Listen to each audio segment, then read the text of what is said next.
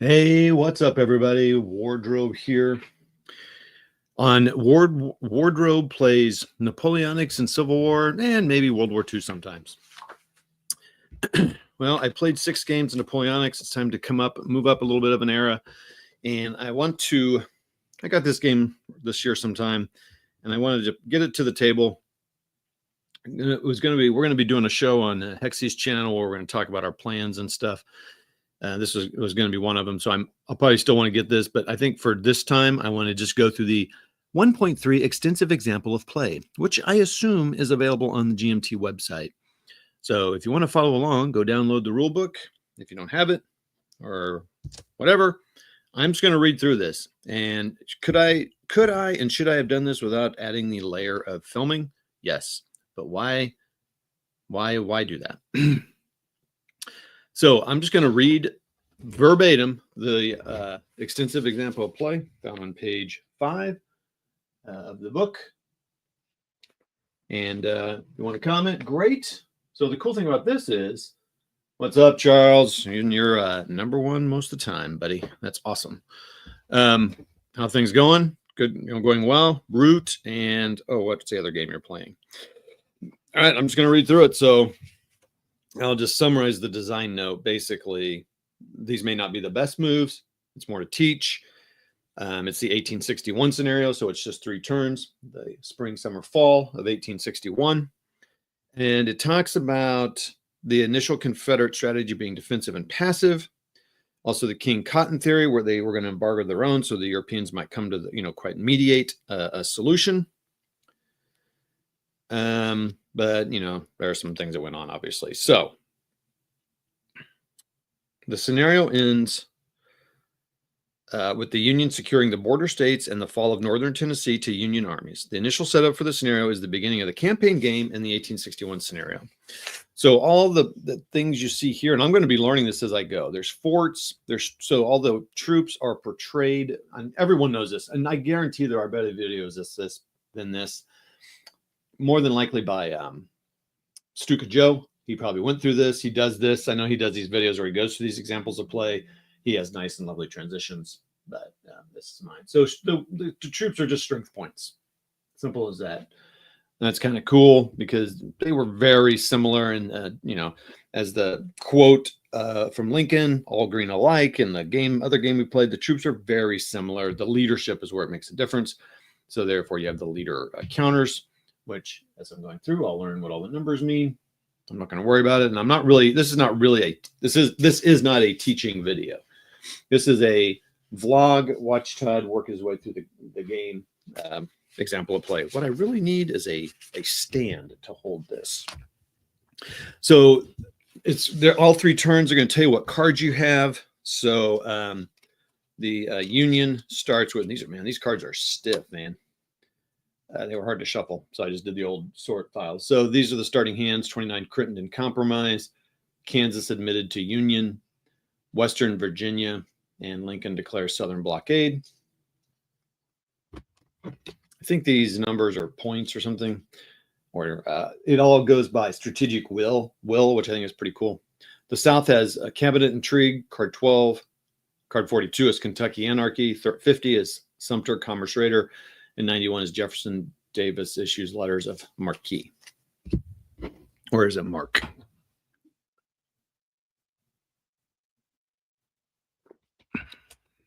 Okay.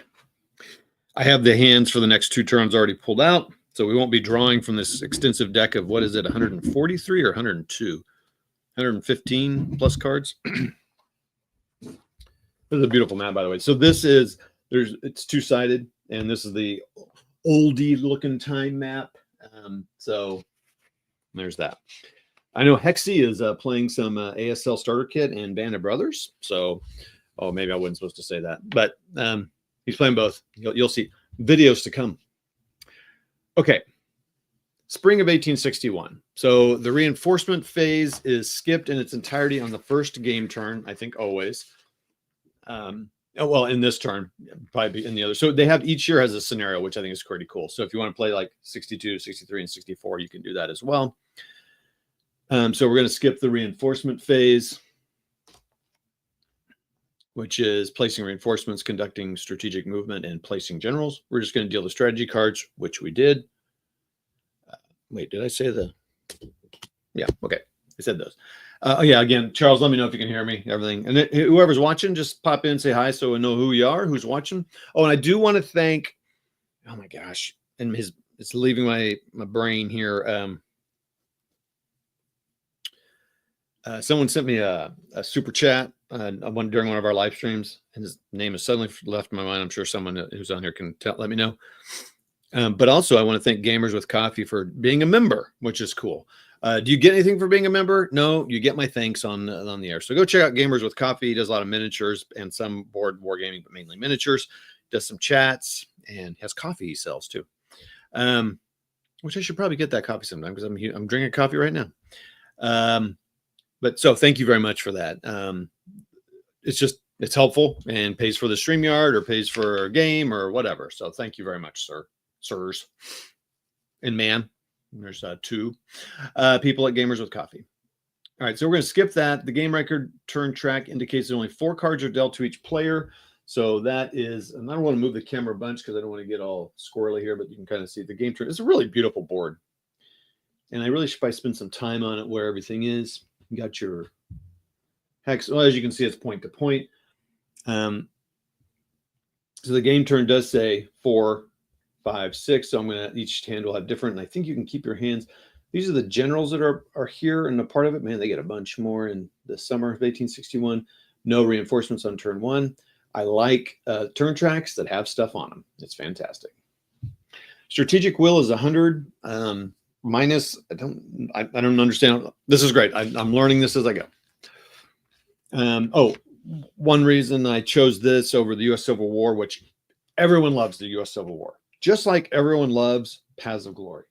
And I chose Imperial Tide because it was an easier one. To me, this is an easier U.S. Civil War.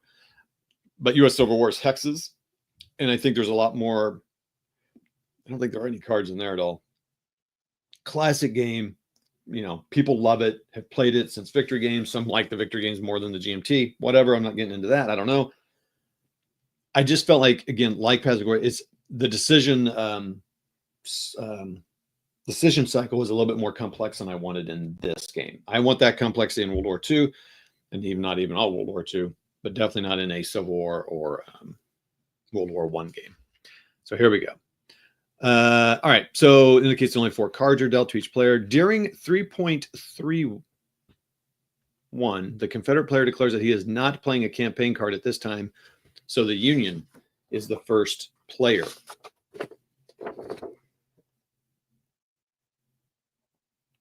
So that is strategy rounds. So let's just look up real quick what 3.3 strategy rounds are so I can kind of see what's going on here. If the Confederate player has a major or minor campaign strategy card, let me just look at my cards here. I assume they say. Let's take a look.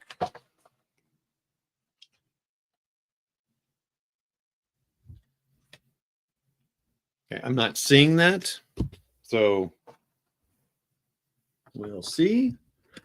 So if the Confederate player, he may choose to go first if he wishes, but then must use that card as an EC card. Okay. Otherwise, he tells the Union player to proceed. The Union player then plays the first strategy card and goes first. Okay. All right, let's look up real quick. Like I said, this is Todd learning the game, and I wanted to do it with y'all. And what do we got here?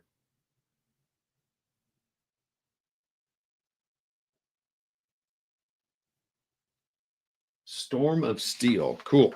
Awesome. Yeah, so it's pretty cool. They go through this.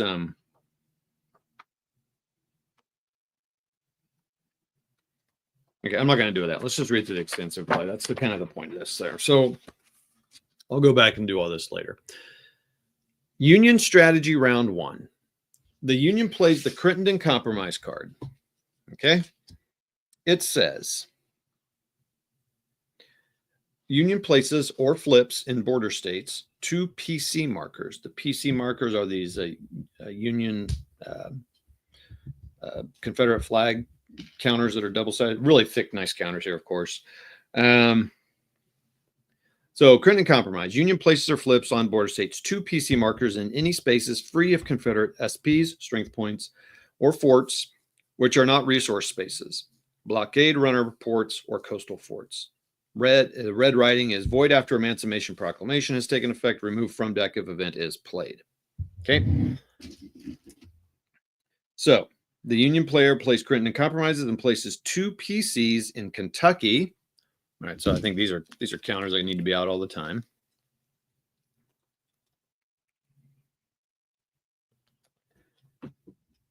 In Lexington and Louisville, Kentucky.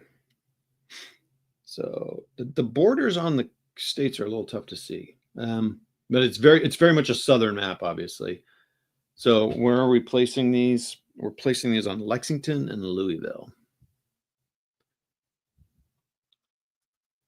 Okay, this will be interesting. Yeah, this will be cool to look up what that stuff means. I'm going to clip as I go. So I'm excited about so this and GCACW will be my Civil War games. So I'm going to place one on Louisville.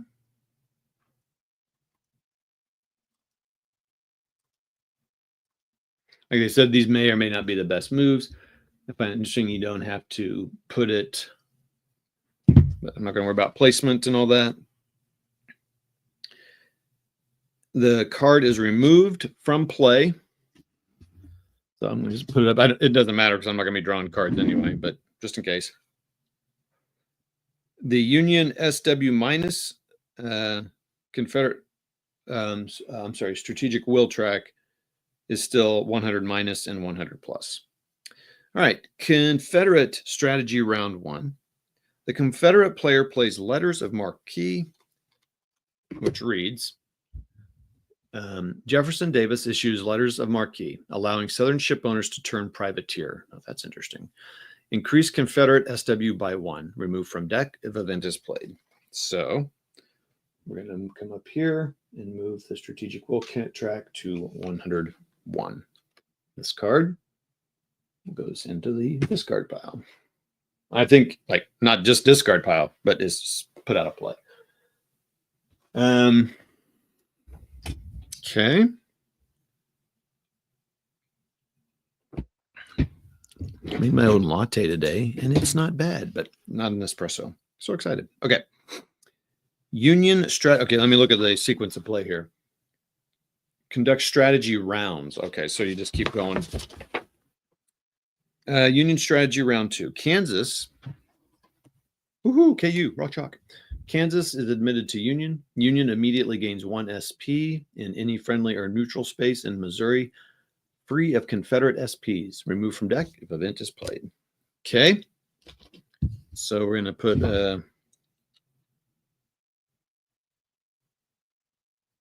one SP. Oh, wait, did I make sure I read those right and I did the right thing here? Okay. 2 PC markers.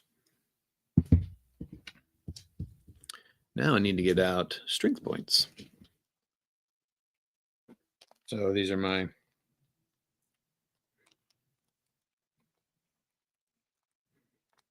So I need to pull out 2. I'm going to place 1 in Kansas City. I'm going to place it in Kansas City. Okay. I say drum up some troops, some volunteers. I'm sure perfectly willing to join up over here in KC Mo. And there we go. We are removing it from play. Confederate strategy round 2, due to commerce rating losses. Oh, wait, and the strategic will stays the same. Due to commerce rating losses from the CSS Sumter, the Union's, I think what they're saying here, I kind of wish they would have said just, Yeah, so we're going to play this card, the CSS Sumter, but I like how they're doing it narratively. The Commerce Raider, the Union SW is reduced by 1. So we're going to, this is not discarded. It's just discarded, not removed from play. Oh, I think there's actually 140 cards. Yeah, I have shuffled these, so the last card will not be the...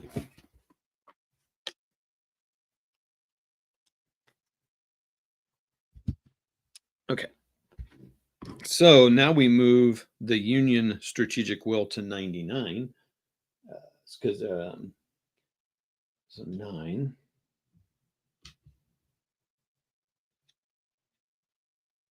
Okay.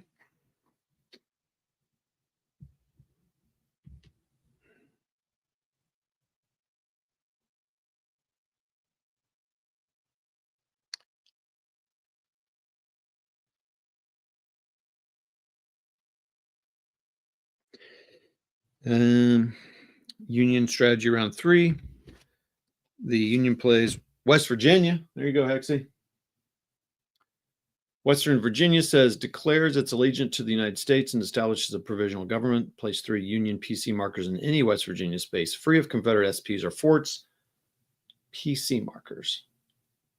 If the space contains a Confederate PC marker, it is flipped, removed from deck if event is played. There's a lot of those. Okay, so I need to get, so I'm getting...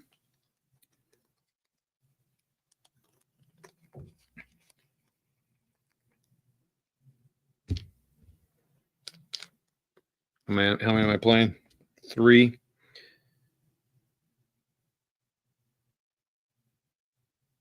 Oh, these are PC markers. Boy, that's, I got to keep that straight. Strength SPs and PCs. PCs are flags. SPs are people. Men. In this case. All right, we're going to place those in Parkersburg, Grafton, and Weston. Hexy, if he was watching, would know right where those were or are.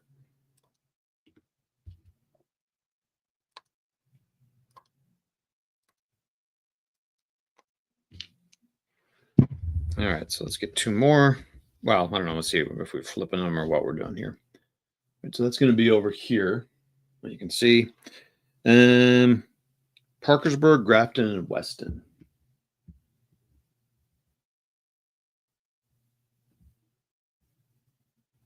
Weston, Parkersburg, and Grafton. No, they didn't do Wheeling. I guess maybe putting it here kind of blocks it out. I don't know. Interesting. Okay. All right. The Kentucky Anarchy. This is the Confederate round 3. Remove up to 3 enemy PC markers in Kentucky. You must also remove your own PC markers from the state if you have any there. Removal of a PC marker makes a space neutral. Remove from deck if event is played. Confederate must also remove. Okay, so it's going to remove Union PC markers from Lexington and Louisville. We just did that. So they get moved over. But in Kentucky, Columbus is there. But Columbus is... That's Kentucky. Yeah. The Confederate must also remove his Columbus PC marker. But it is likely to be replaced during the political control phase unless the Union captures Columbus. Union is 99. Confederate is 101 still. Strength, strategic will. Union strategy round 4, which I believe is the last one we'll have. Oh, Kentucky Anarchy goes over here. The Lincoln declares a blockade card. The Union blockade level is increased by 1. Remove the deck it played. So Union blockade is down here, and I'm going to move it up 1, and you can't see that. It's right there.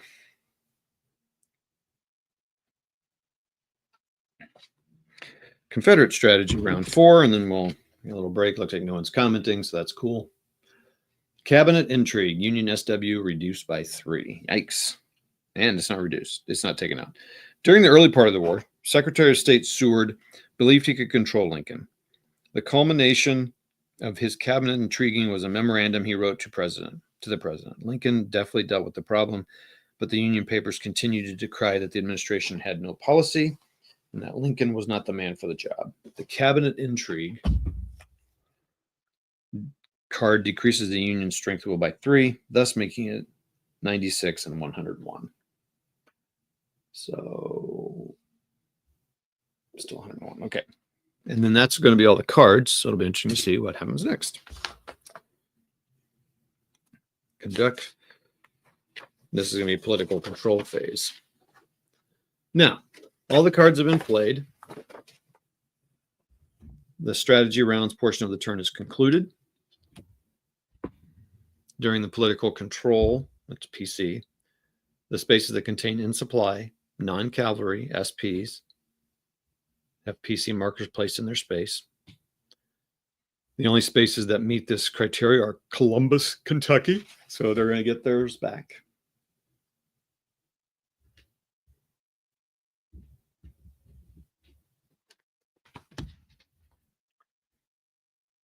Kansas City Mo for Union PC marker.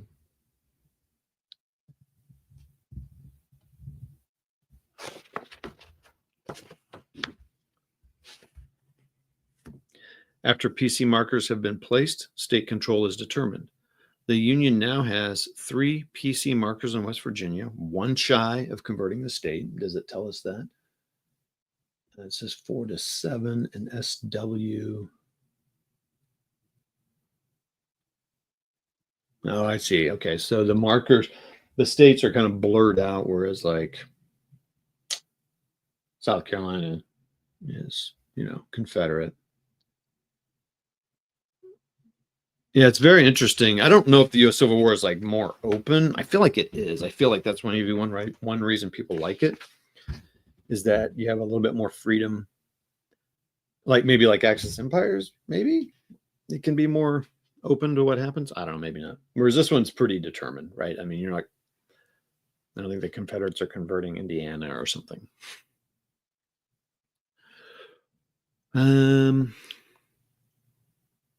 Yeah, I don't know why it takes 4 yet. I don't know if that's just standard. I don't see anything in the. It says 4-7, and SW is equal to 5. So I don't know. We're not going to worry about that.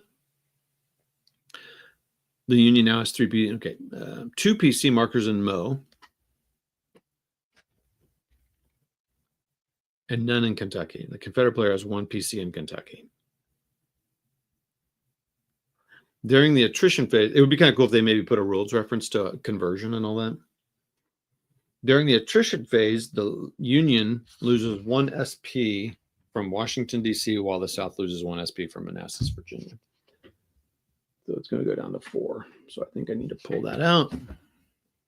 Wait. It goes 5, 6. It's 3, 4.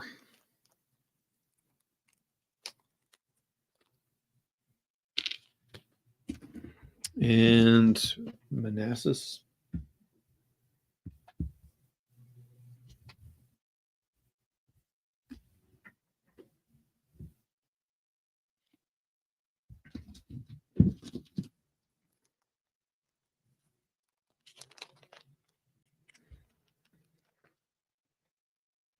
Right. You're going down to 2. Yeah, it's such a cool looking map.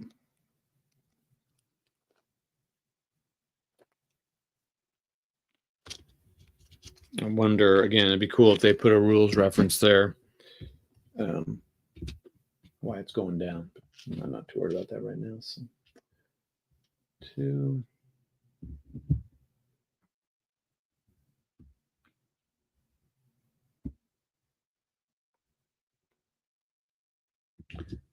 And this guy is going to go from 5 to 4. So this is the kind of thing, you go to those good channels and they'll have a nice cut and edit and fade to black and go to showing you the movement of the 5 to 4 instead of hearing me punch counters. That's what it is. Maybe I'll stop talking about it. All right.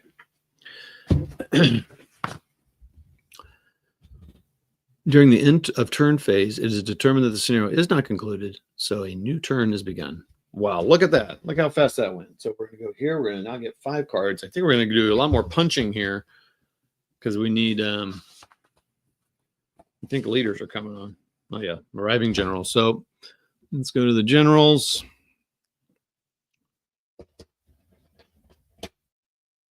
I'll just go ahead and pull that out, and we'll get to clipping and touching. What do we got here? Anybody else on? Stick to hanging out. Thank you very much. Okay. During the reinforcement phase, the Union player places 8 SPs. All right, so does it say this somewhere on the board? Movement summary, record track, thing. Reinforcement summary. Yep. East gets 8 SPs in Washington, 4 in Pennsylvania, New Jersey, and Delaware, Central 6. Okay, so let's just talk through this here. There's a lot of little things to do here. Maybe I won't clip the counters. I'll just put them on. All right. So there's going to be 8 SPs in DC, 6 SP. Okay, man, 8. We got to make change and do things here. Okay, so 8. We're going to put 8 in there. Holy cow. So I'm going to put another 8 in there. So I'm going to do 5 and 3, I guess. So 5 because I have it out. So 5 and 3. And I could add that up in DC. So now I have 12. I wonder what the limit is.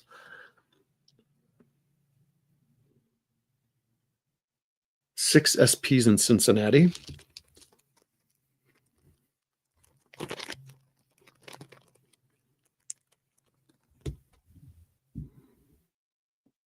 Cincinnati, Ohio. So now I should have 7 there, I guess. Yeah, I know I can make that change. Boop.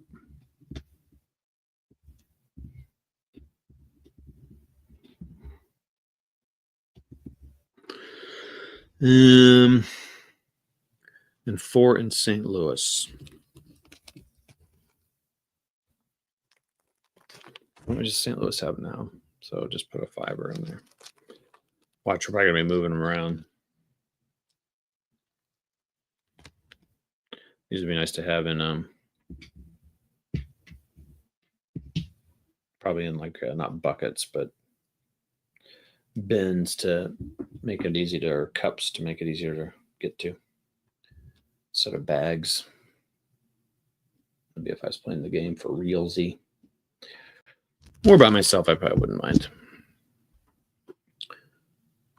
The Confederacy first rolls the die for each of his 4 blockade zones and rolls a 1. So you roll die, and that didn't count. I was just playing, and rolls a 1 for the North Coast. So the blockade zone is 1 here. 1 for the North Atlantic zone. So there's the thing says North Atlantic blockade zone. East Gulf. South Atlantic. Okay. A 2 for South Atlantic, a 3 for the Western Gulf, and a 6 for the Eastern Gulf, Western Gulf. The North Atlantic zone die roll is not greater than the Union blockade, so no SP reinforcement is generated in this zone. Okay, that's interesting. And the Confederate SW is reduced by 5, -2 strength, strategic will for failing to roll higher than the blockade level, and an additional -3 for change of fortune. Okay, well, that's interesting. So that's going to be, so it's going to be 1, 2, 3, 4, 5. Now, does it stay plus? I guess it does. And so now he's at 90. They're tied at 96, I believe.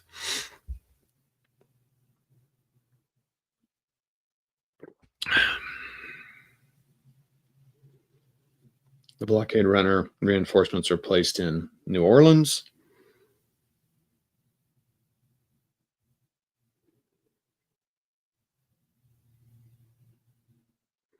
Mobile, and Savannah, Georgia.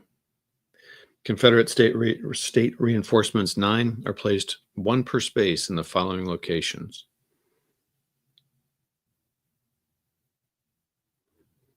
Okay, I got to see what this asterisk means here.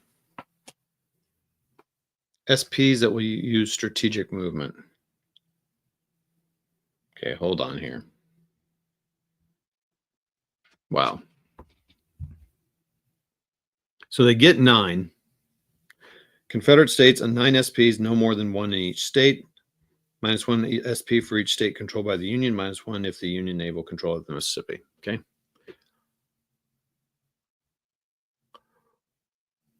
Two, three, four, 5, 6, 7, 8, 9. So I need a bunch of 1s, I guess. 9 of them. Maybe I won't need that because maybe some. Okay, so now I don't understand. The blockade runner reinforcements are placed in New Orleans. So let's see. What are we doing here? We're in the reinforcement phase. Oh, then you use strategic movement. I see. So it's going in. So you put them in New Orleans. I guess whatever configuration, you get 9 of them. In Mobile, Alabama.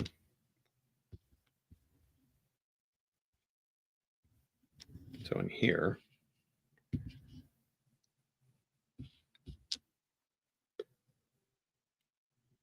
But if you're going to use strategic movement, which I assume is just bloop, bloop, using rail.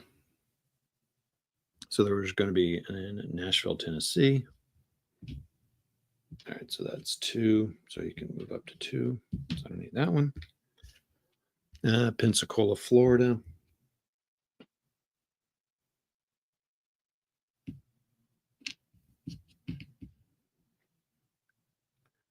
Manassas, Virginia.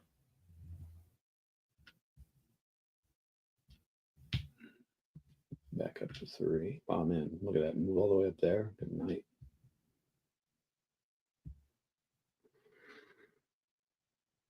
Monroe, Louisiana.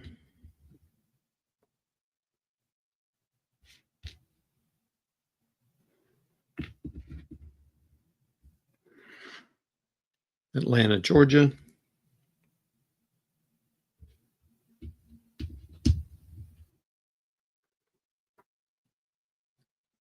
Fayetteville, Arkansas.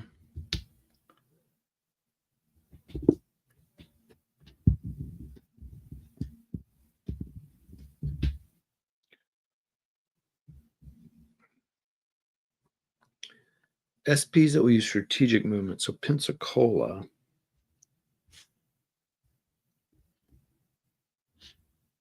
Huh. So why is that? Why is Pensacola, but Manassas is not? I don't know what that's talking about. Why it's telling me that. I don't know if I need to maybe, I don't know. Fayetteville, Arkansas. I think I already did that. Wilmington, North Carolina. Charleston, South Carolina.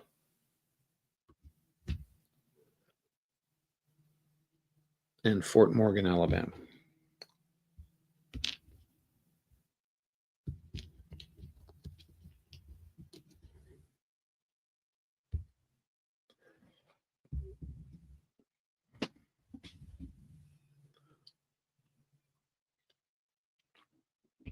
During the strategic movement step, the Union makes the following moves. Total of 10, below the allowed maximum of 15. Okay, where does it say that, I wonder?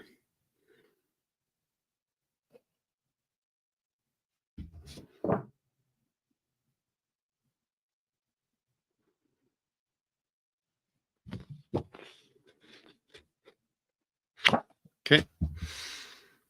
2 SPs port to port from DC to Fort Monroe, Virginia.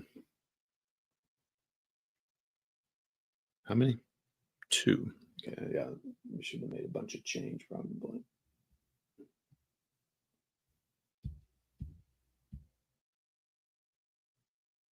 So 3, 2. From port to port, DC to Fort Monroe.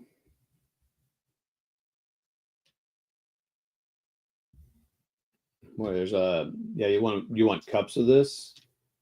Lots of change and moving and shuffling of tokens around. 1 SP from Springfield, Illinois to Cairo.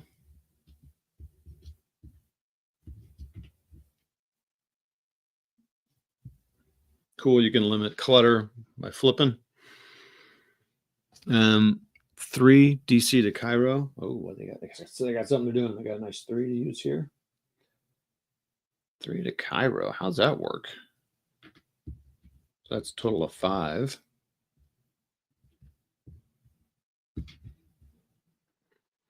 Rivers. I mean, I guess they can make it. 2 from Pittsburgh to Columbus. Ooh.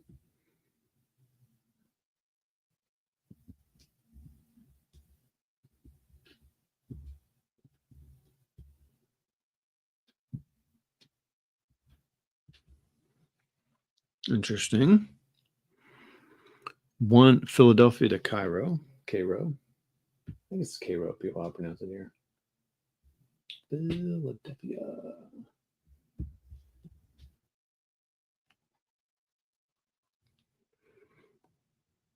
To Cairo. Man, okay, they're loading up there. Going to go for a little Western theater attack.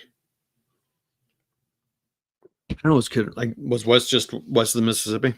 It seems weird though, because it seems pretty far. But especially for our young country, that seemed like that'd be west, but west of the Tennessee or something.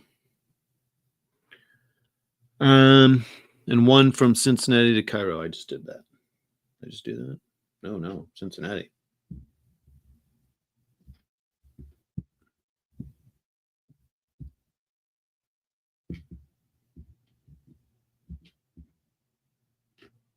Six. Whew. During the strategic move step, the Confederate makes the following moves, total of 7, equal to the maximum allowed. 1 from Wilmington to Manassas. Wilmington. I gotta learn where these friggin' towns are. Wilmington. 1 from Wilmington to Manassas.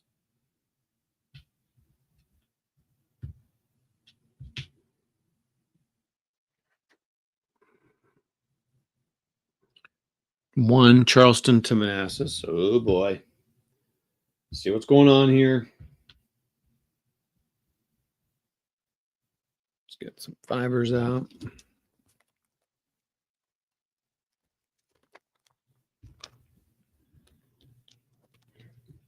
Excuse me.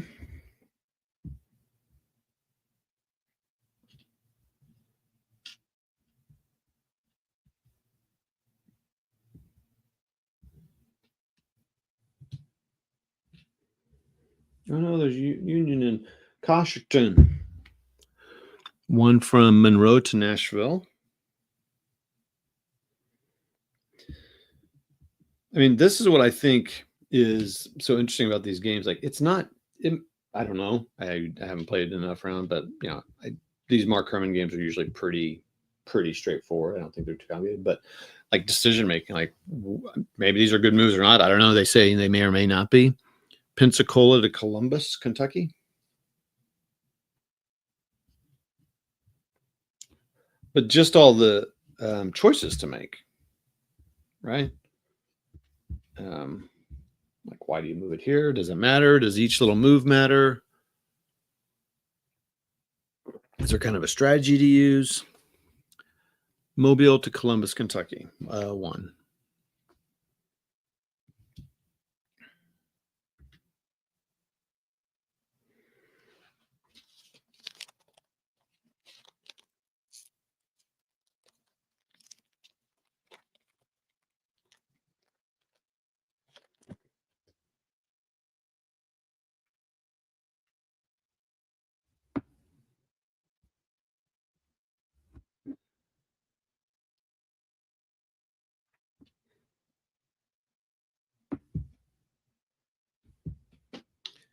Okay.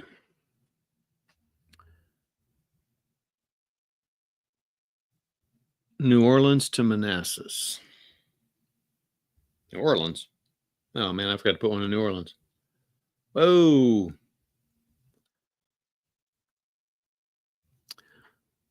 Oh, is that a mistake?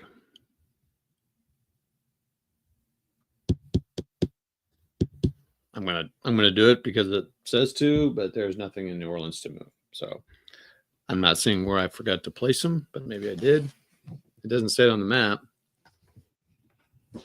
so I'm not gonna worry about it. Hey, Mark wrote the rules. You can do whatever he wants. Just kidding. To Manassas. So Manassas, Virginia, Minneapolis. So flip that to 6. Ooh, baby.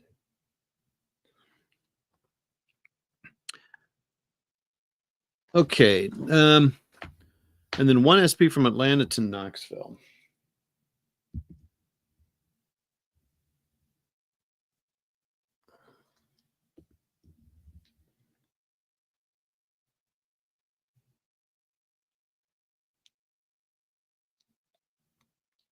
Knoxville.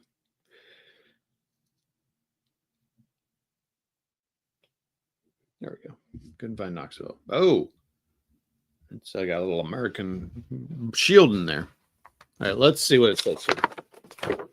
Note that Confederate SPs cannot be placed on pro-Union spaces, so the only way to get them to locations like Knoxville is to expend either strategic movement, play of card 80, or daring strategy rounds.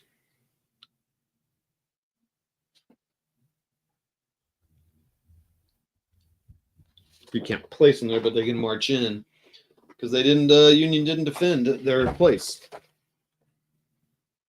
Hey, thanks for jumping on, everybody. I'm just walking through the rules here. I'm sorry, not the rules, but the extensive example of play for the people.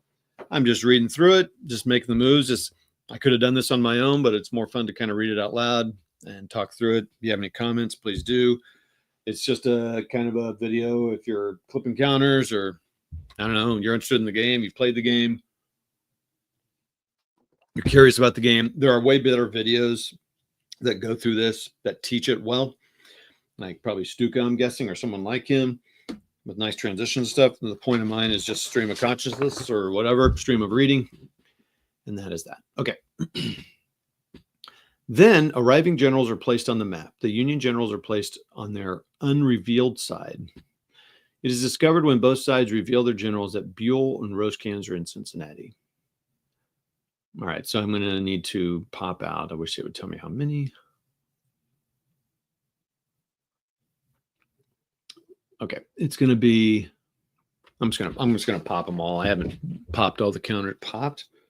All right, I don't think I need to do this. All right, it's going to be.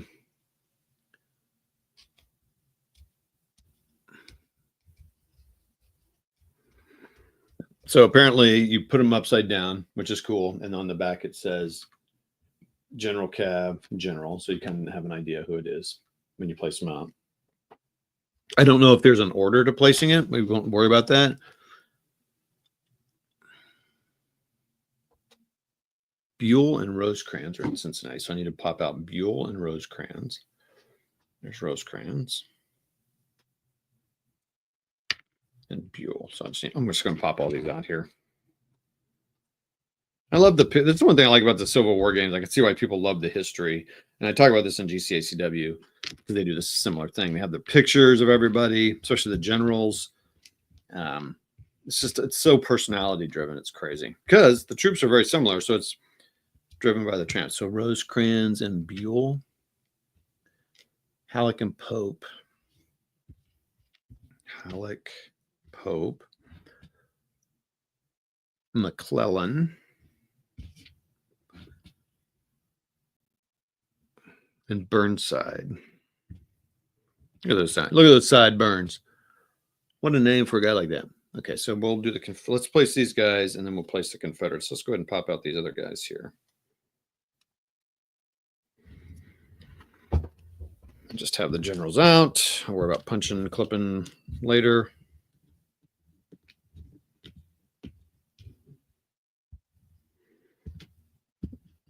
People like Kexey and McMurray can you say a general like, oh yeah, that guy was good, that guy was bad, or I mean, some of it's opinion, some of it's pretty obvious, but Okay, so what are we doing here? So,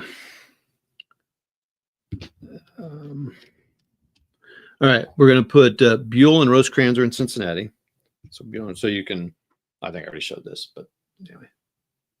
And then you flip them over. Oh, it just says general. So I guess you place them upside down and then at some point reveal. So they're in Cincinnati. Ohio with 6 troops. Okay. Halleck and Pope are in Cairo. Vitamins. I know it's pronounced Cairo, but I'm telling you how Missouri people pronounce things. Cairo. I'm telling you, like Cairo syrup.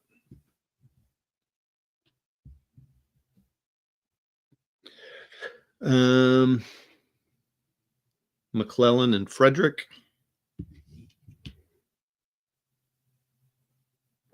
I wonder if they have to be placed with troops. I would assume so, but I don't know why you wouldn't. And Burnside. Oh, Banks. Oh, Burnside is in D.C. Banksy is in Harper's Ferry. Another cool thing is that, and again, I'm just kind of like why people really dig this. I don't dig it, but like studying it. You know, obviously it was our country and our fighting each other, but just also the towns. You know, like Harper's Ferry. I've been there. I haven't been there, but one thing I like about wargaming is it helps me use and read and understand maps. Confederate generals. All right, let's pop them out. Talk about these personalities. These are replacement generals, but whatever. Hood's Texans, elite. Ooh, pooey. Ooh, pooey. That doesn't come up yet. I don't know where that comes in. Where I put these boys. Then you got your boats, Ironsides.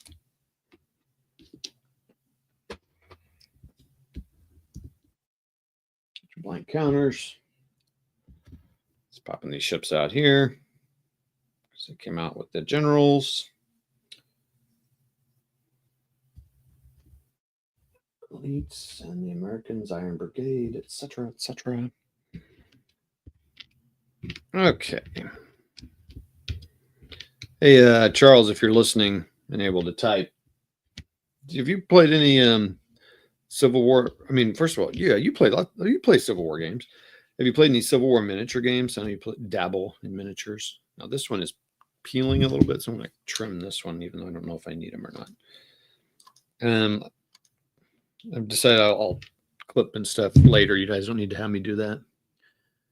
The Confederate generals are placed on their unrevealed side, and when revealed, it is discovered that. Oh, I wonder if I should flip. I'm not going to flip those guys over because that's okay. And when it is revealed, it's discovered that Stuart is in Manassas. Stuart. I do that every single time I play with a Stuart counter. I'm sure it doesn't get old to anyone. Stuart. Okay. What did I say? Manassas? Manassas. With Beauregard. Okay. Smith is in Knoxville, Tennessee. Agent Smith. Knoxville, Tennessee.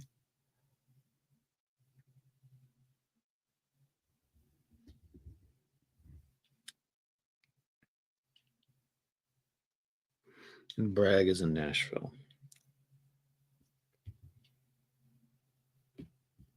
With A. Johnston. And let's stack these bad boys up.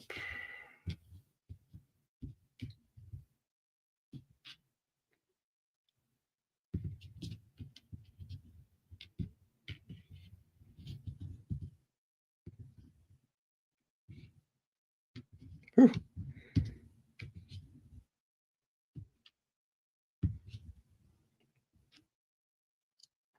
Okay, so that those generals are here listed on. I wonder when those are coming into play. they're listed here on the board with the turn, which is pretty cool. Everyone hearing me all good? Everything good? I think I'm still going. Big plans for tonight. I can't decide on tonight. A friend's putting something on. I go every year. It's great. But you know how it goes sometimes. You're like, I think I just want to hang out at home. But then I go and we have a great time. So probably do the same. I'm sorry, just checking to see if there's any messages.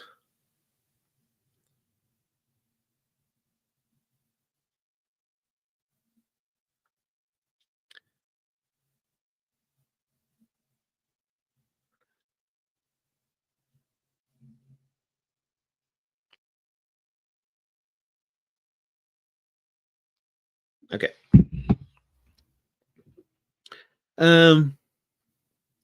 Immediately following Stuart's placement in Manassas, one of the 6 SPs in Manassas is removed from the map with the Stuart counter and replaced with the Stuart Cavalry Brigade counter. Oh, I'm sorry, I misread that. Immediately following Stuart's placement, one of the 6 Ps in Manassas is removed from the map with the Stuart counter. So goes down to 5. I guess he has 1 with him. It says removed from the map. I'm just going to put it over here to the side. I don't know what's going on. I don't know what's going on. And he said, who goes with there?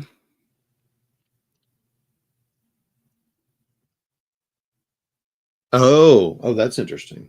Oh, wait a minute. One of the 6 SPs in Manassas is removed from the map with the Stuart counter and replaced with the Stuart Cavalry Brigade counter. So is that SP placed in there as well? And I think I put the wrong. Is there a Stuart that's not cavalry?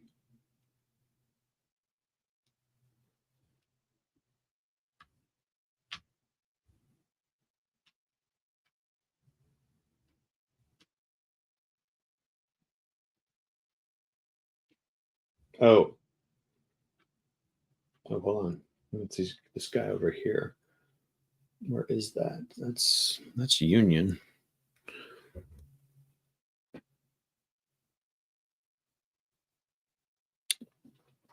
Huh. Please hold.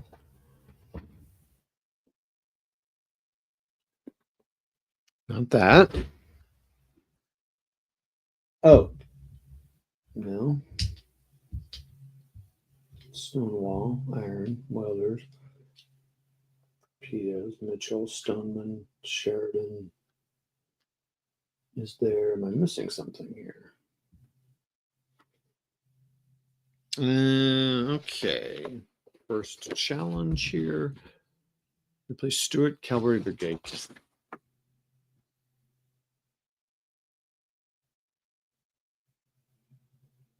I would think that'd be an elite unit.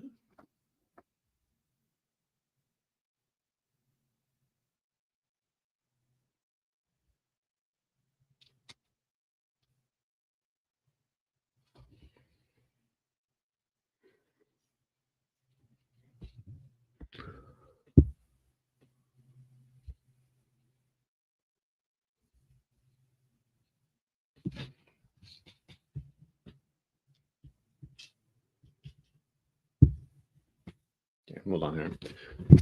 We got something going on here. Beauregard. It's a red. Oh, here we go. It's upside down.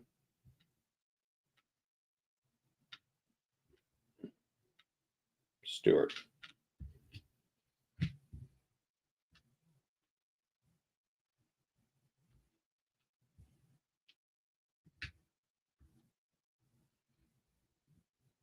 So we got this here, Cavalry 1.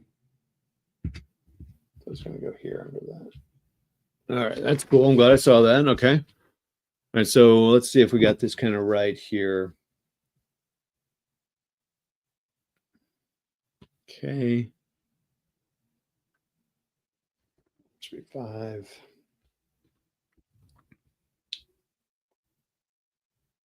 So they put the forts on top. If that's so you can hide people in them.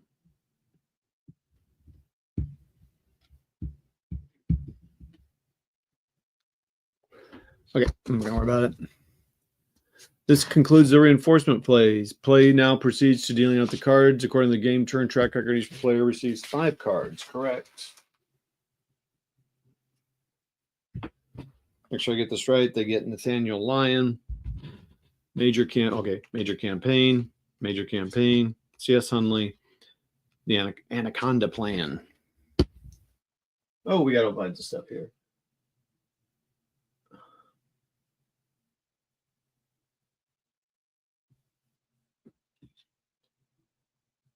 Okay. Thank you, sir. Got a kind of flurry of notes here. I wonder if my thing wasn't coming through. Yep, amen. Hexy's watching. Nice. Yeah, well, the point to point is certainly something I've avoided, but I've kind of seen the benefit of them if you want something just a little easier, or just limit your choices, which I think is kind of nice. I definitely prefer hex and counter, but this is nice because this is what I want at this level. Oh, be nice, Hexy.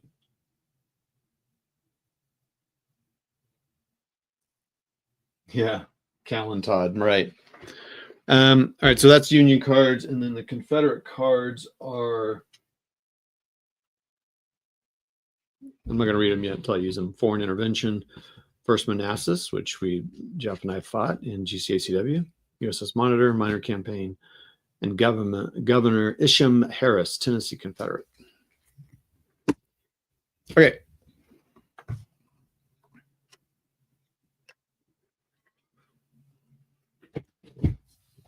I need to make this a stand-up desk somehow.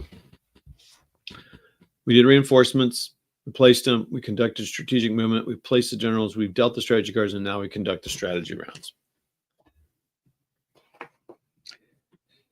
Confederate player declares he is going to play a minor campaign. So the Confederate will conduct the first strategy round. The first move is to advance strategy round 1. So I do have this minor campaign. I assume we're playing this card. Excuse me, which says conduct up to 2 moves or conduct 1 special army-sized naval move. No SP. General or army marker may be moved twice with the same campaign card. You must move a different force each move.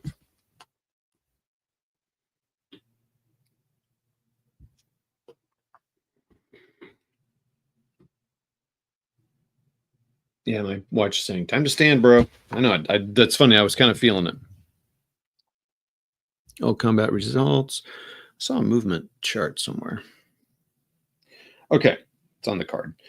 The first move is to advance price. Now, let's look at the move thing real quick. I think that's on here.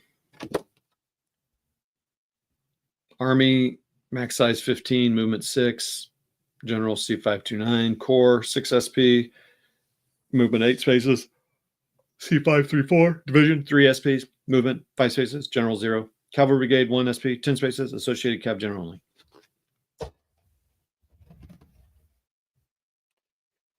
The Confederate first move is to advance Price to Little Rock, Arkansas, where he picked. Okay. Price, where is he? To Little Rock. Well, I know he's a Confederate general. I just need to know where he is. So that's why I don't want to put those guys over that, because that's a pain in the butt. Pope, Bragg, Johnston, Smith. Okay, come on. Polk. Wait, Polk. I don't have that many generals out. Price. Okay, he's over here in Fayetteville. To Little Rock, Arkansas. So that's 1, 2. Picks up the SP there, and he moves back through Fayetteville, Arkansas with 3 SPs. Okay, so he takes his units with him. Kind of wish I would say that. So you follow the road, follow the river, where he picks up the SP and then moves back through Fayetteville. So that's 1, 2, 3, 4 with 3 SPs, and then into Springfield Mo. See illustration 4. Okay, so then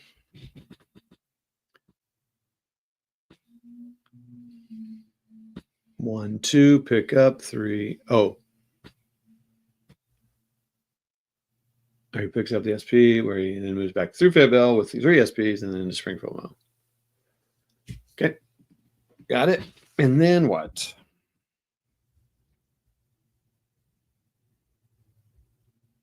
Polk with 1 SP from Memphis to New Madrid. Polk to New Madrid.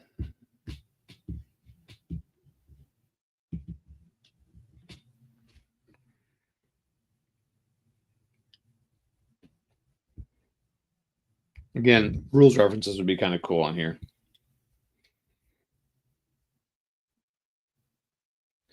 Union and Confederate SW are both 96. Union oh, I assume I just put that in the discard pile, not the Thalial line is going to be placed for the Union. Union places or flips 3 PC markers in Missouri. These spaces may not contain Confederate SPs or forts. PCs. We've got 3 to put there.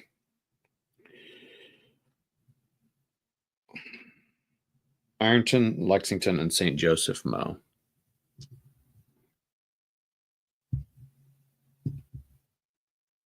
I don't even know what Ironton is. I've never been. Didn't know that was a place.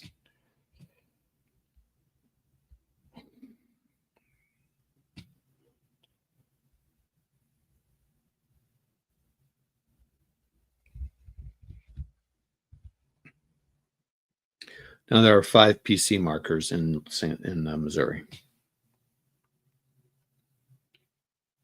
Both so still 96 on the strength. Well, Tennessee Confederate card is played. Confederate immediately places 2 SPs in any federally controlled space, friendly controlled space in Tennessee with a LOC. Both SPs are placed in the same space, or I guess a line of communication. The SPs cannot be placed in a pro-Union space or one occupied by Union SPs or a fort. So we're going to place 2 SP where? Nashville, Tennessee. That gets us up to 5, but I'm assuming we're going to be moving around.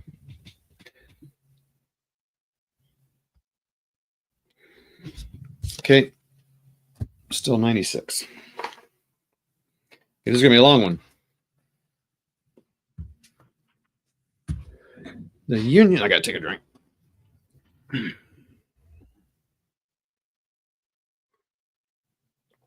fact, I'm going to stand up a minute. I'll be right back. Oh, hold on. I'm going to stretch, but let me send this to Exified. Must be done playing right now. We need to get that guy set up.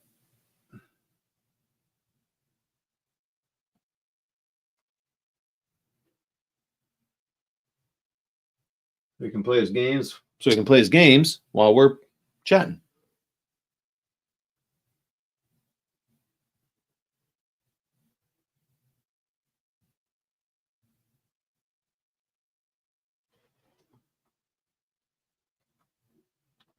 My sound's going to be on. Oh, he can let himself in.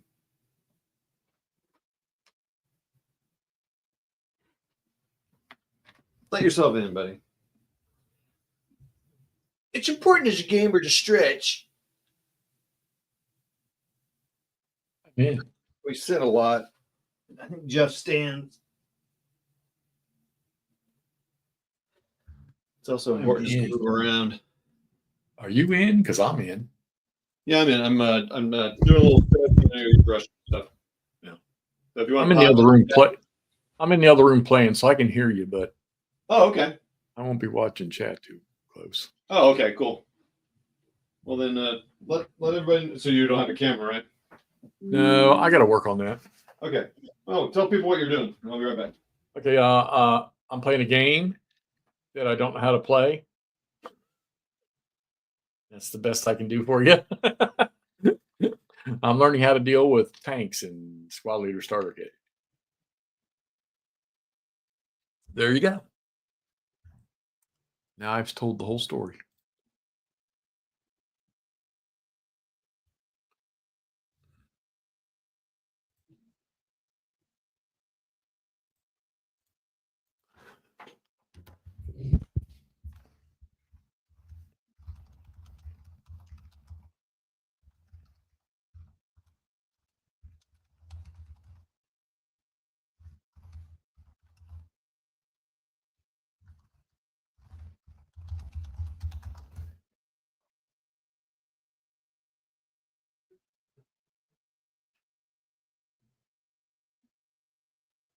Yeah.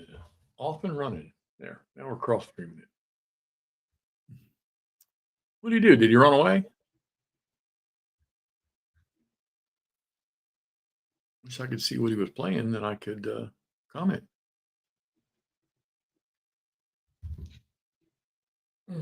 All right. Chuck, what are you playing?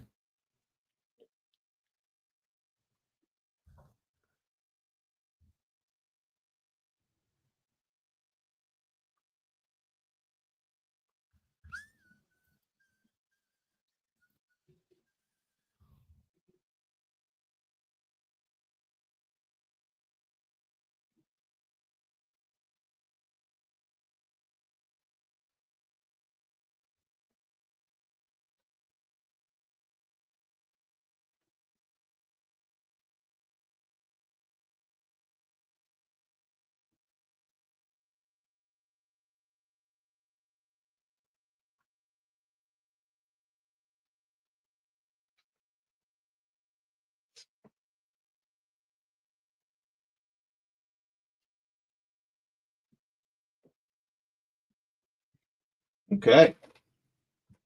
They all ran away. What's that? They all ran away. All right. There we go.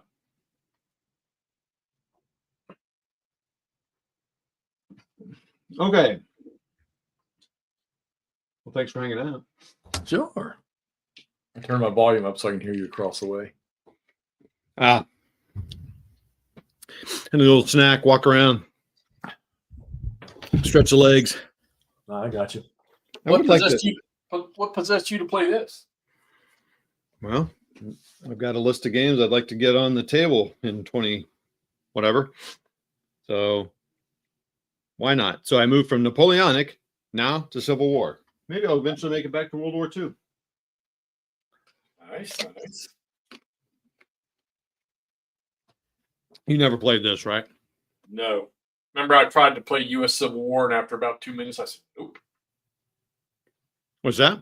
I tried to play the U.S. Civil War GMT game, and after about 2 minutes, I said, nope. Oh, because you wanted to play victory games? I would. The victory games one I played before. I like that one, but that U.S. Civil War, which is pretty much the same game, I just didn't like it. I think it's the big counter syndrome with that one. Well, that's why I mentioned this earlier in the video. That's why I chose this one over that one. Because for me, I went like World War I. I went a little simpler choices and less counters. Okay. You have fun. I'll be across the hall. Okay. So Union strategy round 2. The Union now plays its major campaign cards, which they have 2. So is it going to tell me, is it the same? Are they the exact same thing? Yeah. Okay. Conduct up to 3 moves or conduct 1 special army size naval move. No SP, general or army marker may be moved twice. Okay. So the first move is to activate Fremont, who takes 4 SPs from St. Louis. There's 6. We're going to go down to 2. Convert that to 4.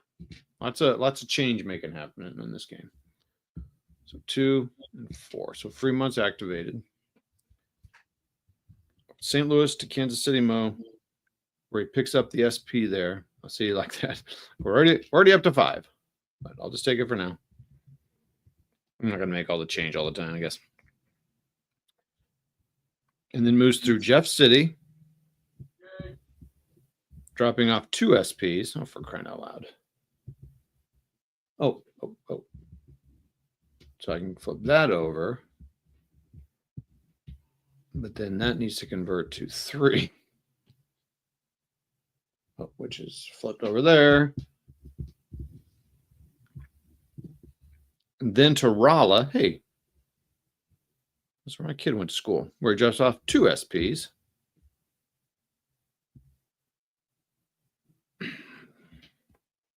This is hilarious.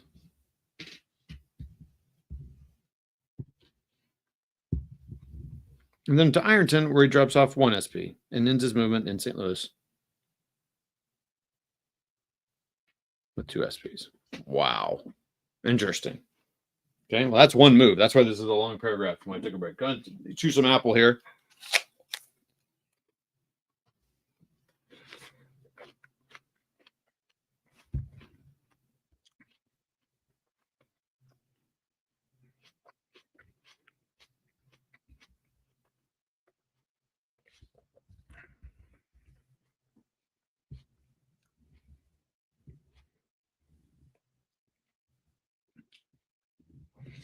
So Columbus, the troops can move by themselves, apparently. So I'm going to leave.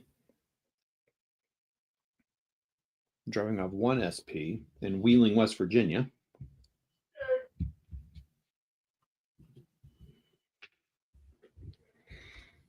Divisional moves can drop off but not pick up SPs. Okay, that's interesting. That's good. Then continues to Lewisburg, West Virginia. Okay, Lewisburg. Yep. Okay. Just kind of scattering their troops around. The third move, which is the last, is a naval movement. Okay, 1 per campaign card. Then that takes 2 SPs from Fort Monroe, Virginia. All right, so I need to take that 1 and a 2. Get the 3 out of there and take that and then move that over there. Blah, blah, blah. Yeah, definitely cups. And moves them to Fort Pulaski, Georgia. Whoa. Ooh, dang, little naval attack here. Hey, what's up, Nangoya?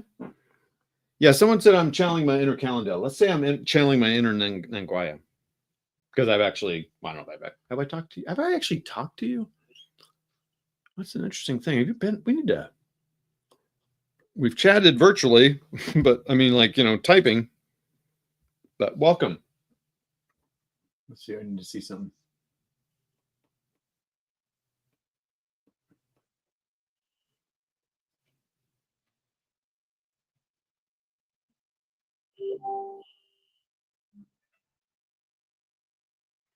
So we might have another guest coming on. Hey, what's up, Andrew? Different Andrew. Okay. The ensuing an amphibious assault pits 2 SPs versus an ungarrisoned fort.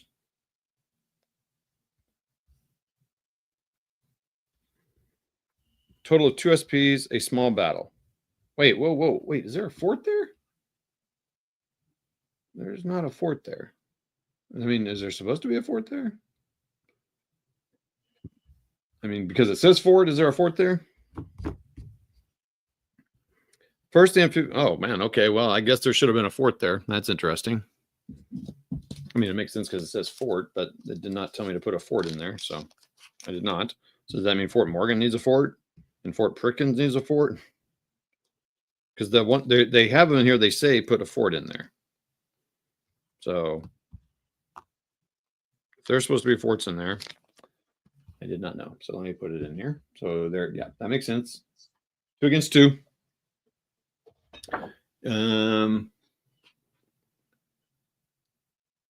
It's a small battle.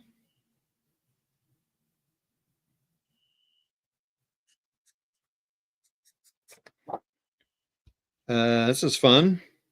First amphibious die roll modifiers are calculated.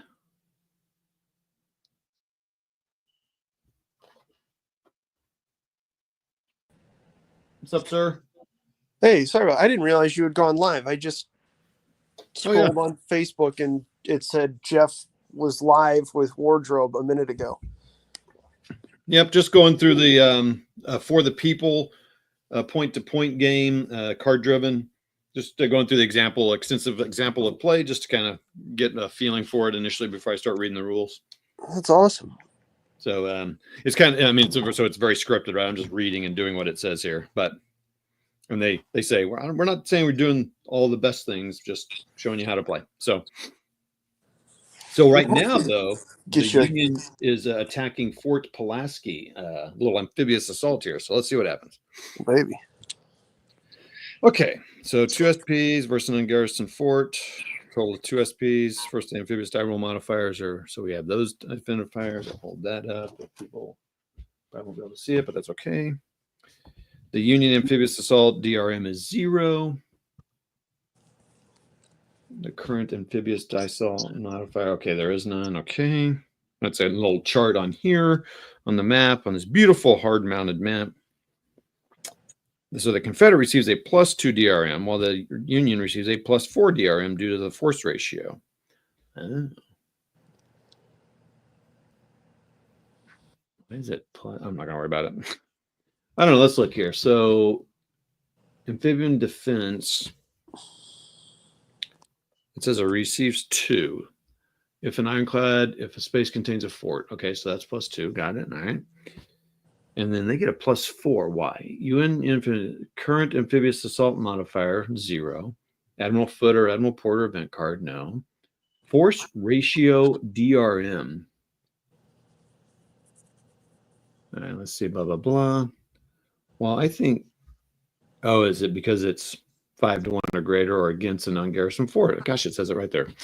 So it's +4 to 2. All right, so then the Union rolls a 1. So sounds like a okay. It rolls a 1, but it's +4 is a 5, while the Confederate player rolls a 2, which is +2 equals a 4. So 5 to 4.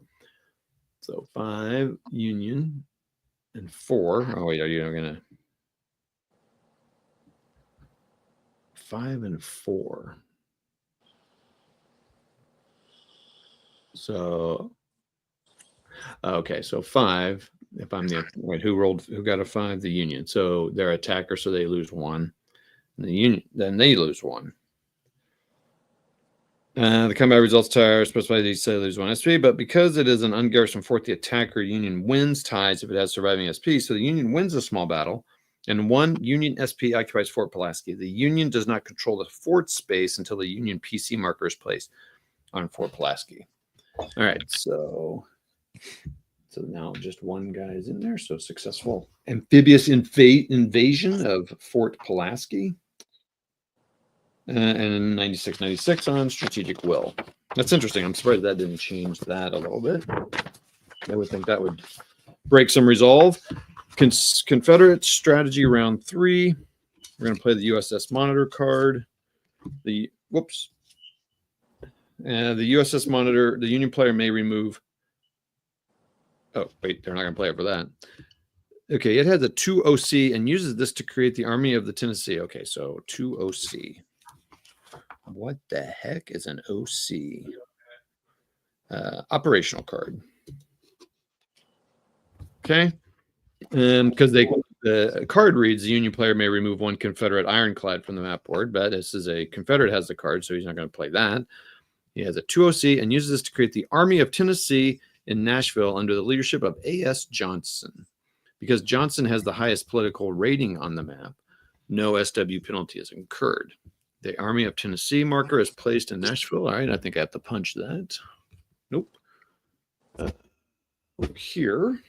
Say hi to everybody that joined. Hi. Everybody that joined. Hi, Jeff. Hi, Andrew. Oh, we got 12 people watching now. People are getting off work, getting all themselves all prepped up for the huge party.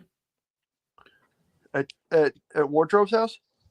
A huge party at whoever's house, someone's house. Oh, wait, hold on. We have Army of the Tennessee. We have Army of Tennessee. Oh, that's interesting.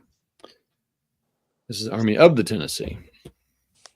Okay, so, and I use this to create the Army of the Tennessee in Nashville. Okay, so where's Nashville? There's Nashville. And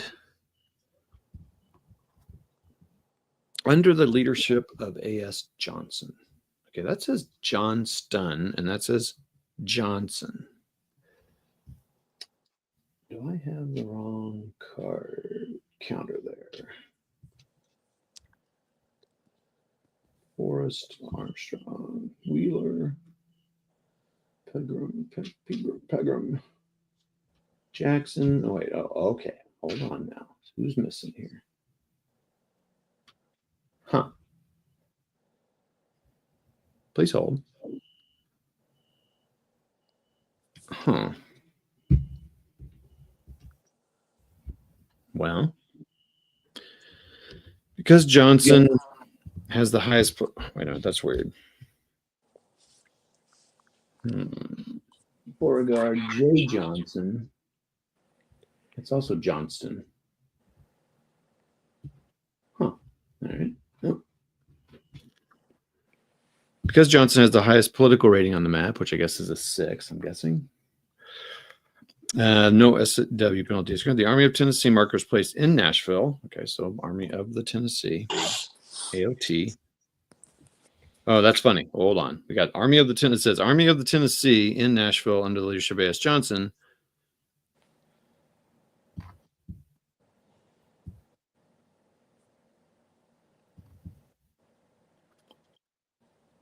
All right. I'm going to have to figure out what the difference is there, but whoa. Where'd that go? Army of the Cumberland. Army of the Missouri.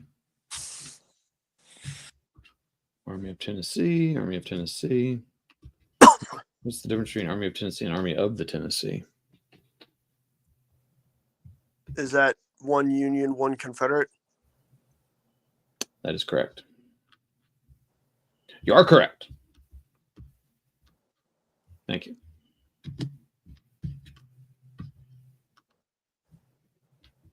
Okay, so that would be bad if I put that there. So let's put that there. That counter tree is empty. So we're going to put Army of Tennessee. We're going to move Bragg and Johnson. And we're going to move that there.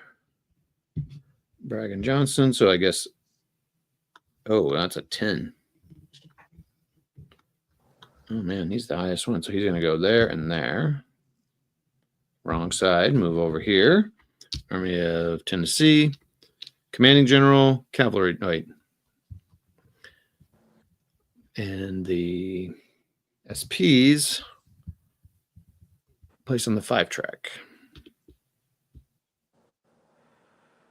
Union SW 96, Confederate 96. I don't know if I did all that right, but that's okay. All right. That's that. The Union now, man, these are long. The Union now plays a second major campaign card. Okay. Note, having 2 major campaign cards in one hand is improbable, but possible.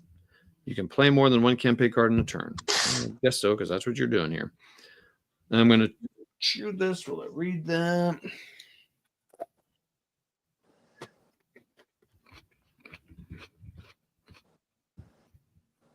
We're activating Army of the Potomac, which leaves DC with 6 SPs. Woo.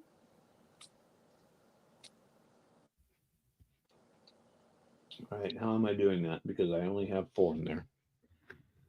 Oh, boy.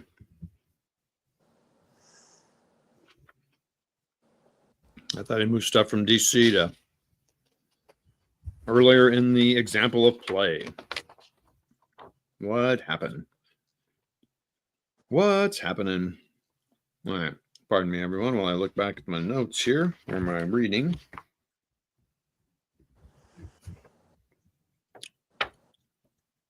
Yeah, I moved 3 SPs from DC to Cairo. Huh. Alrighty. No, we'll just leave it with 6 SPs. And we're going to leave 1 back there. That's fine. Not a problem. Again. Wait, do I have? No, I just have the 4 in there. So we're going to say 4. We're going to leave 1 there. Am I in DC? That is DC. Okay. And it says the Army of the Potomac. So the whole thing goes, does the general go with it? I don't know. Let's see what happens. It moves through Frederick, Maryland. Okay, there we go. And then attempts to enter the Manassas, Virginia space. Oh boy. There's some people in the way there. All right, we're going to put this over here. Occupied by Beauregard and Stewart. The Confederate player now reveals an interrupt card. Oh, yeah? Well, wait, what's interrupt card? Which is the first Manassas card. Okay. Which is the first Manassas card whose conditional event allows a 2-space interception. Sorry. Confederate player move 2 SPs from the same space using railway connections only, 5-space maximum, to the same space with a Confederate general who is then activated normally and must attempt to enter a space with at least 1.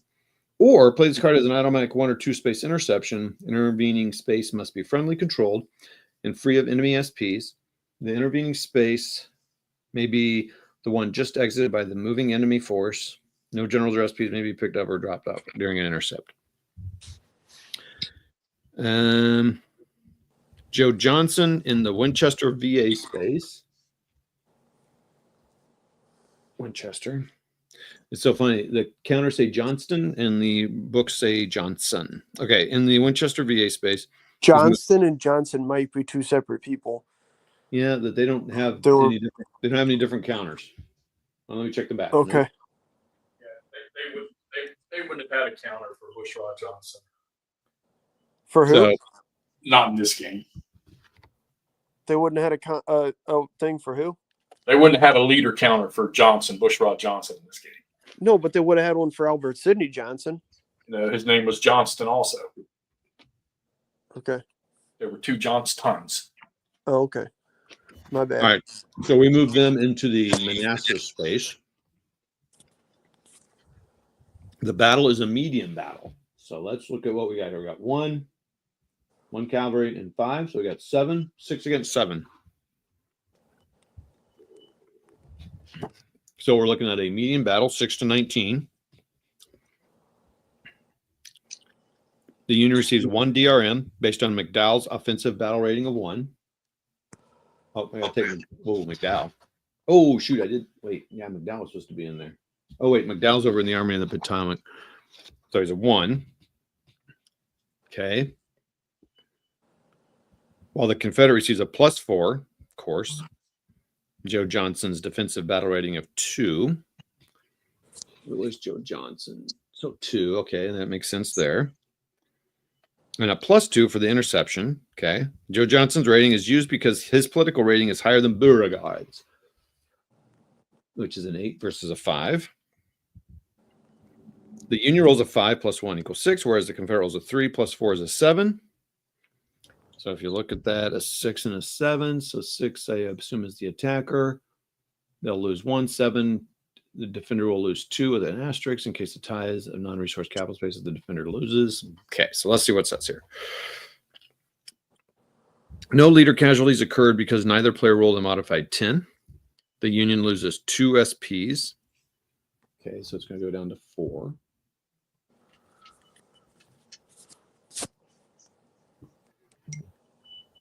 The Union loses 2 SPs. Why is that? Oh, I thought they were attacking with... So it looks like to me they lose 1, but I don't understand, but we'll go with that. And the Confederate also loses 2 SPs. Huh. Alrighty. Now, because it is a tie... Okay, so I'm going to mark him down to 3. Or does everyone have to... I think, yeah, we'll just put him to 3. 5...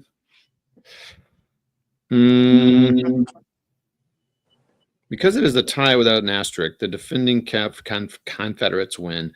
The AOP retreats into the space from which it entered the battle, which is Frederick, Maryland. Okay, so these guys all stack up here. Beauregard. It's cool. Can you let Brian in, Toddy? Hey,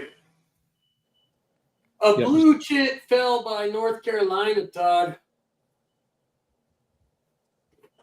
What? You dropped a blue chit and it flied right by like North Carolina right there. It fell out of your little The tree. Yeah. Yeah, thanks, man. I think I got it. Thank you. Bug Yeah, that's something dropped it. Never saw it. Perfect.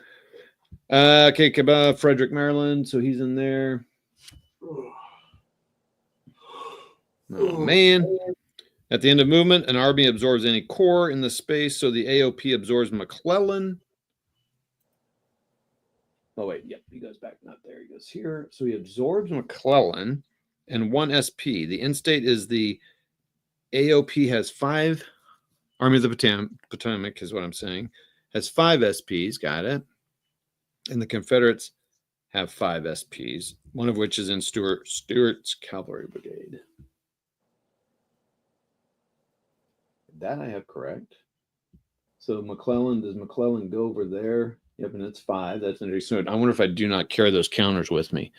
Does he become another general here? Does Bragg become another general? So there's some rules to be read here. Okay. The second move of the campaign is Banks moving with 2 SPs from Harper's Ferry. Welcome, Brian. Good job posting those vids. You can go see the Cardboard Hex and Counter Gamer mini Warmut on his channel.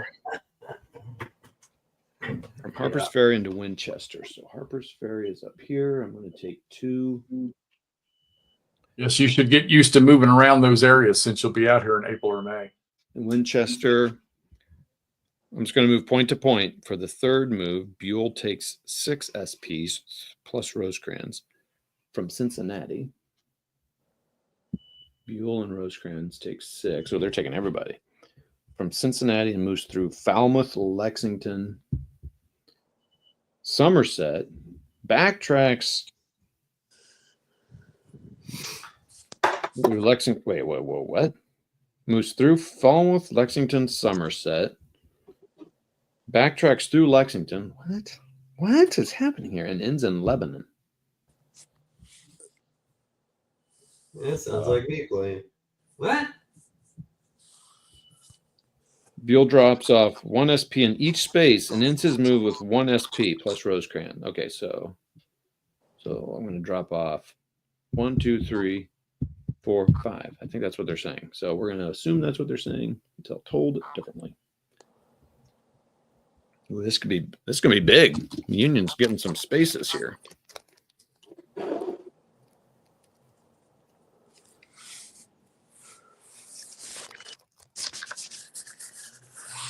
Maybe 1, 2, 3, 4. Yeah, so they drop 1, 2, 3. Where did he drop the other one? Wait, how many did I start out with? 6. Okay. Huh. I don't know. That's cool. He says backtracks. I think they should have said. Oh, it says Louisville. Okay. All right. Look at that. That's going to do something. Blah, blah, blah, blah. 1 SP plus Rosecrans in Lebanon, Kentucky. Union S3, 96, 96. Confederate round. Oh, wait, so move these cards out. That was a lot.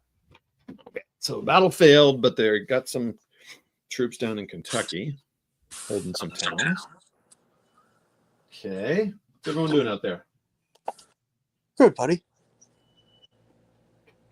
I'm listening to the fire alarm go off for the 3rd time in the last week and a half because the young couple doesn't realize you got to open a window to cook. Is that your house or a neighbor's? So now the fire department's going to respond to the apartment complex here for the 3rd time for a no-call call.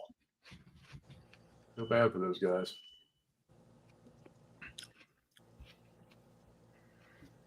Yeah, they got. So they only have 1 card left because they use the interrupt card. Foreign intervention card. Since the Confederate SW level is below 110, and it is the last card in the Confederate hand, he may use it as an OC, operational card. The Confederate player chooses to create the Army of Northern Virginia with this card. Okay, so Army of Northern Virginia. Kind of looks like a jigsaw puzzle. Historical note, a more aggressive player would probably attack into Kentucky. Hell But yeah. the South remained very passive during this period for a variety of policy and logistics reasons. Remove the generals and the cavalry brigade to the Army truck with Joe Johnson in command. No SW penalty ensues because the only general with a higher political rating on the map is S. Johnson. Who's already in command? So place the Army of West Virginia marker on the map.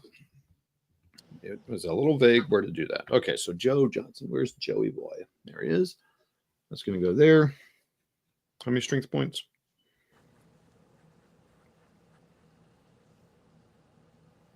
So Joe Johnson is in command. Is Beauregard going there too? Boom. Army of the what? Northern Virginia. Last card, blah, blah, blah.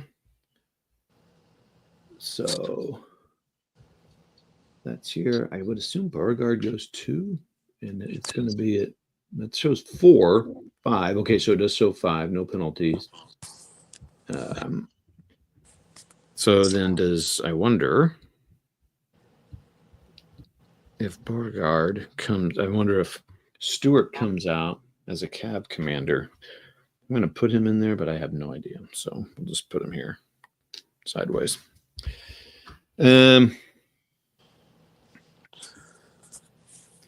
Okay. And everything's still at strategic goal still. Okay. Union strategy round 4. The Union has 2 cards and the Confederate has none. Oh, yep. Got rid of that. So the Union player plays out his last 2 cards unopposed. The Union plays the Hunley card as a 1OC. Hunley, 1OC.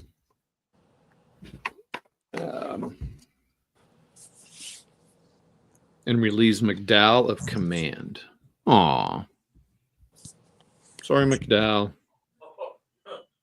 Because McDowell lost a medium battle, not a large one, the Union takes the entire 6W SW penalty and places McClellan in command of the AOP. The hockey pregame show has Bill Murray on the Nice. Blues and the Blackhawks. Yeah, he's Chicago dude. We're playing outside, right? Yeah, on Wrigley Field. Okay, so let's see. What do I do? So what happens to McDowell? I'm going to just put him to the side here.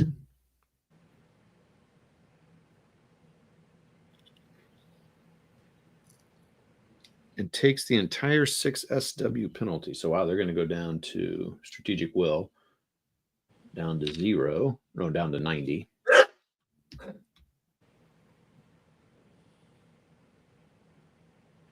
Remove McDowell to the game turn record track to return in the next reinforcement phase. Okay, oh, thank you. It's like they're telling you what to do here.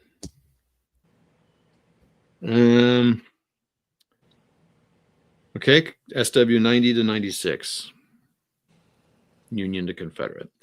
Union strategy round 5. So we move the Hunley card over here, and they're going to play the General Scott, General-in-Chief of the Army, the Anaconda Plan.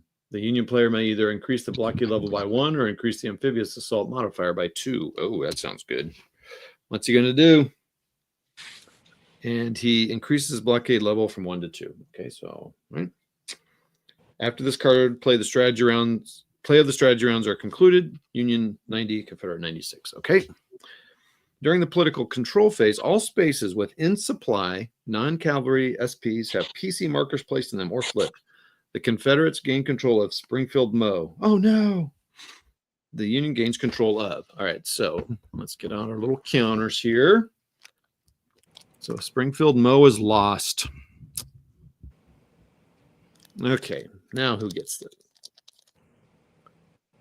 Man, Union took some spaces here. Jeff City for the Union. Rolla for the Union. I'm guessing Ironton for the Union. Nope. Why is Ironton not? It's already called that. Union has 7 PC markers in Mo. Wheeling and Lewisburg are both Union. Wheeling and Lewisburg. Wheeling. Seen lots of Union flags flying around here. Now they now have 5 in West Virginia. Kentucky has Falmouth. Yeah, it's going to be all these towns here. So Falmouth, Lexington. I love this thing with markers of flags. I think it's kind of cool. Looks like an old, military map you draw or something, see in a book. Frankfurt. Furt. Louisville.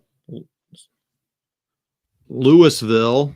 And then is that one already taken? In Lebanon? However Kentucky says it. 6 PC markers in Kentucky. Nope. Yeah, Kentucky. Who else? Anybody else? Virginia? Winchester? Where's Winchester? Where's the Union guy in Winchester? Wait a minute. Seriously, where's Winchester? Oh, there it is. Okay. Okay. And Fort Pulaski. Yeah, boy. That's got to put a cron Davis's whatever. Now, state control and the impact of Fort Pulaski are adjudicated. Oh, big words from Mark Herman. The Union gains control of West Virginia and Mo, plus 1 SW for Fort Pulaski. The Union SW increases from 90 to 108, plus 5 for West Virginia, plus 10 for Mo, plus 1 for Fort Pulaski, and plus 2 for change of fortune. Okay, so we're going to go up to 108. So 8 and then back up to 100. So now they're up 108 to 96. Cool. When the Union gains control of West Virginia, he places PC markers in Franklin and Charleston. You've already taken West Virginia?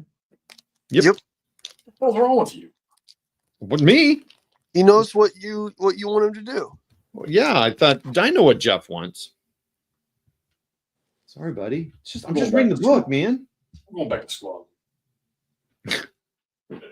Maybe you could bring your anyway. Let's see here. What did I do? Franklin and Charleston. Franklin. Okay. With Mo now, Union controlled the Union PC markers based in Greenville, Mo. What's everybody doing in chat? Yeah, what's going on? What's happening? You say Hopefully people are rolling dice.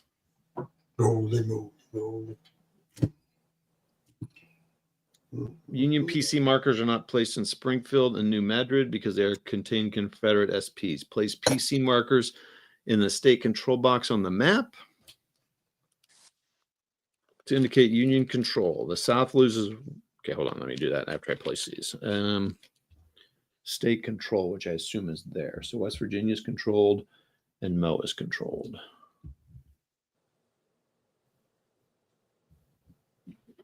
And then the South loses 1 SW for the loss of Fort Pulaski, reducing Confederates to 95. It's interesting that they don't lose strategic will for losing states. I guess they didn't lose the states. They just lost those neutral states. So that's not really going to affect their... If they lose one of their own states, then yeah.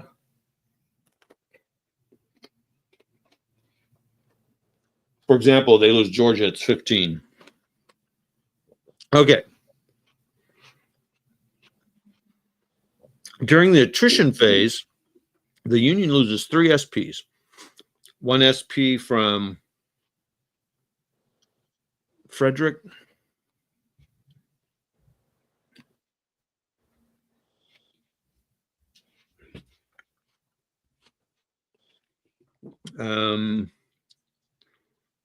Is there a chart here? Huh. Okay. Where's the attrition thing? Huh. I have to go to 9.0 to read that. Do that later. Gamers with coffee. Hey, what's up? Gamer, I gave you a shout out. Thanks for being a member of the channel. Appreciate that, man. And you got channel members now too? Yeah. I started it, but maybe, yeah, I don't know. Yeah, they were the first We one. all have channel memberships, McMurray. We all. And then 2 from Cairo. So we're gonna go down to 4. Todd, do 2 tanks form a fire group if they're adjacent? I don't think so. I think they're individual. I feel like they're individual. Yeah, because you have to do the to hit roll thing. Good point.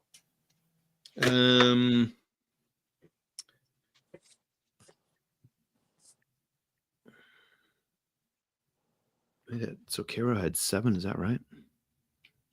Man, I do not. Man, I didn't.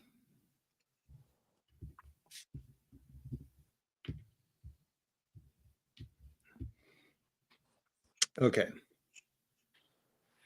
Well, the Confederates lose 4, 1 each from Nashville.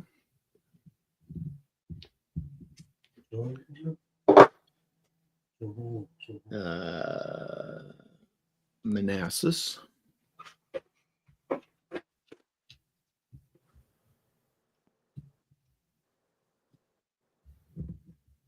Look at that sweet old beard.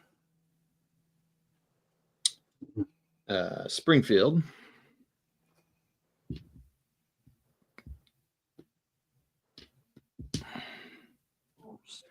And from New Madrid.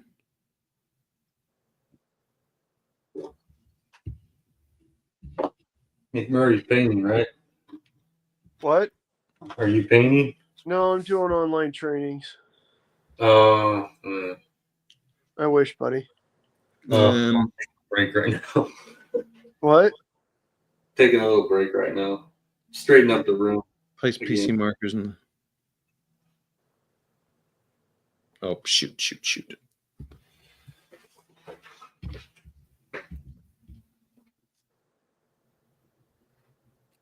Yeah, Nangwai, I love that facial hair too. Sure has a Civil War vibe to it. Do what? Nangwai commented on your beard. Oh.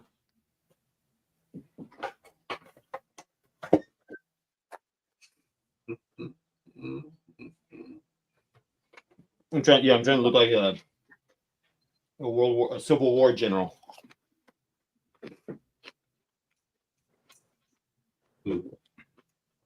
Changing your channel name every other day.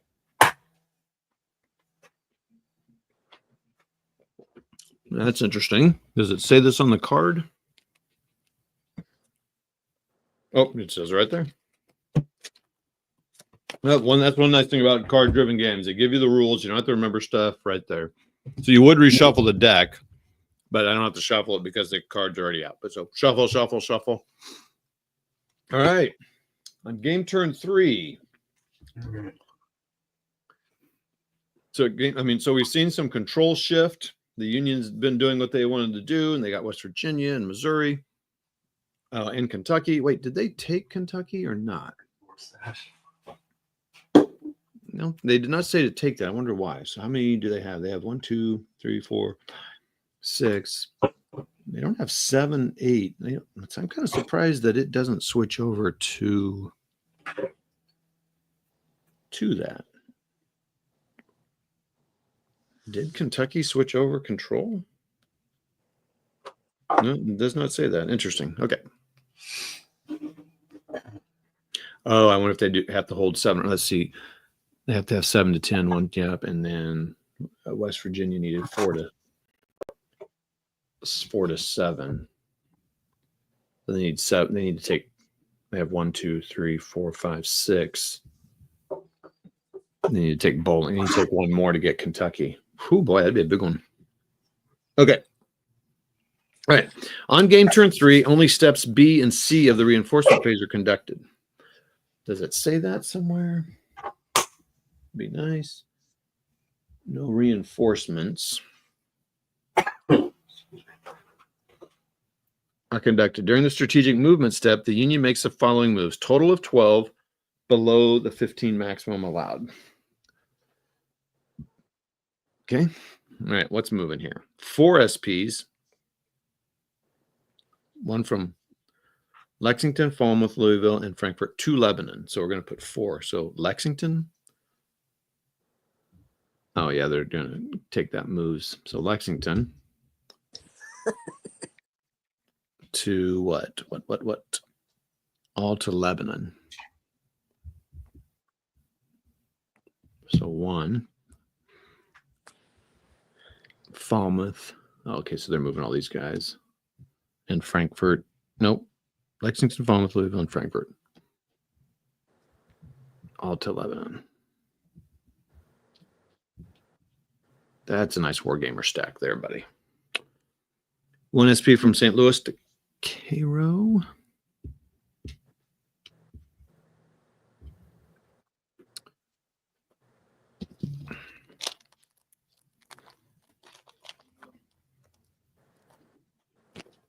Okay, to Cairo.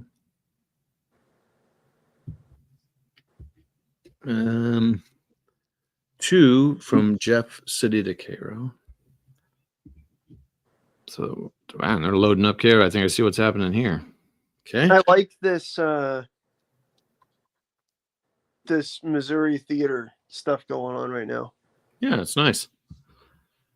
Nice for us Missouri boys. Okay, what's happening here? To Cairo. 2 from Rolla to Cairo. So you're gonna leave Rolla empty with Price and Springfield? What? That's actually surprising. I wonder if there's supposed to be 3 in Rolla. 1 SP from Indianapolis to Lebanon. Holy mackerel. So where? From Indianapolis. So to, my goodness, they're loading up Lebanon there. Jinkies. Wheeling to Lebanon. Wow. They're making a move here. They are loading up the Cairo and Lebanon. They're going to, whoo. And Ironton. Have you been to Ironton before? Yeah, it's like 20 to half hour west of like it's in Iron County in the Arcadia Valley School District, just west of like Farmington, Festus, Deloge, that stuff. Well, not Festus, but Farmington, Deloge, Sure. that area. I've just never heard of it. Like I feel like if you cut out 21 west instead of going east to, so when you go down 67, 21 goes east over to St. John. I think it goes west over to Ironton. Fort Donaldson is down there. Not Fort Donaldson. Fort Donaldson is down there. Okay. Yep. Cool. We go down there. Might have to.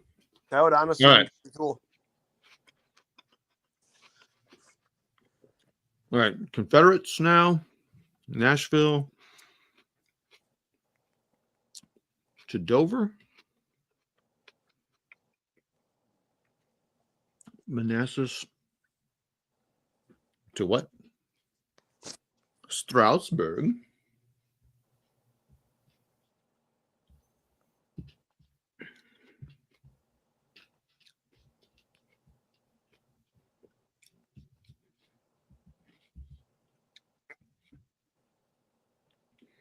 Where's Strasbourg?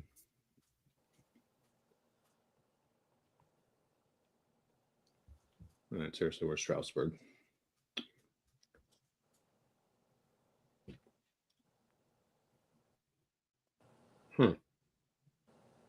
Petersburg, Norfolk. Jeff, where's Strasbourg? Oh, weird. Wait. Manassas to what? Strasbourg, Virginia. Dover to Strasbourg. I'm gonna have to stand up and take a look here. There's the border. Oh, different color. They're getting saucy. And Mobile to Columbus.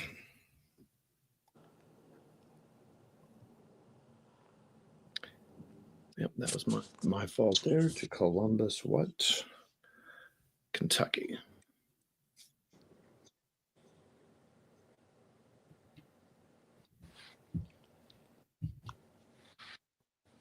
Columbus, Kentucky. Oh, there. Okay. Okay. During step 3, arriving generals are placed on the map. The Union General McDowell. Oh, yep, that's right. He's coming back. We got McDowell, Pemberton, and Van Dorn.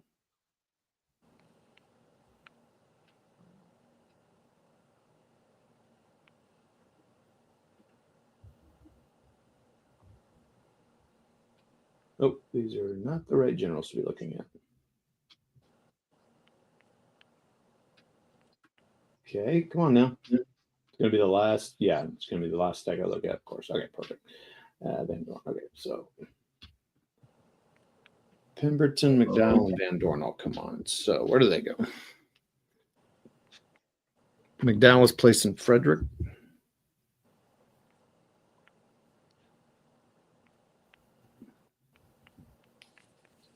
Okay.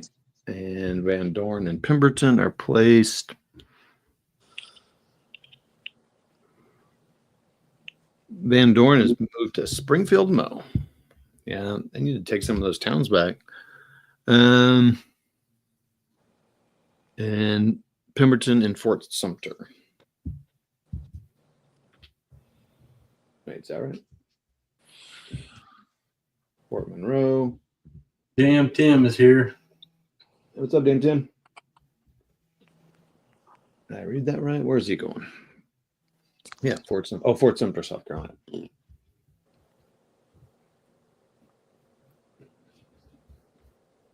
Okay. So everybody knows, again, since we've had a bunch of people pop on, I'm just kind of going through the extensive example of play for the people, just to kind of get myself exposed to and moving stuff around the board. I will then kind of tear down and read the rules after this, so I can, because I'll be familiar with some of the stuff. It's the way to learn. I would probably, if I weren't doing the streaming this, I'd probably look up at the rules as I go, but that would take even longer. And there's already a lot of silences and stuff going on here. So we're good. So this concludes the reinforcement play. Now proceeds to dealing out the cards. All right, which I've already done. They're already counted out what they are. The Union gets Cotton's King, Copperheads, J.D. Eaves, Rover Ironclads, Admiral Foote, and Missouri Guerrilla Raids. And Confederates get pre-war treachery, Trent Affair, Balls Bluff. Brazil recognizes the Confederacy, and CA recognizes Kentucky, Mo, Med, and Delaware. Okay.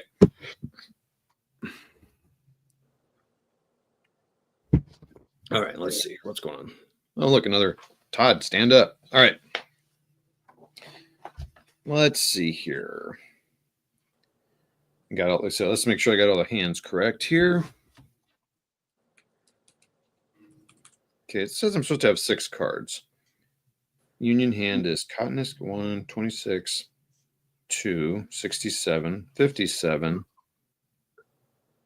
and oh, major campaign 83. I am just going to pull this one out of here just to make it easy. Now that's interesting. I wonder why. I don't know if I was supposed to have that in there. Okay. Oh, it's 84. No. Confederate has. Yeah, they're supposed to have a major campaign as well. Oh, that's weird. Okay, so Trent, 1, 2, 3, 4, 5, and then 6. Oh yeah, so another major campaign. It's going to be a different one, I think. But oh, that's right, because we reshuffled. And but they wanted to give both sides a major campaign. Okay. The Confederate player declares he is not going to play a campaign card, even though he has one. So the Union will conduct the first strategy card. The Union strategy round. We're going to play Cottonist King, which says, if played by Union, reduce Confederate SW by 2. If played by, okay, blah, blah, blah.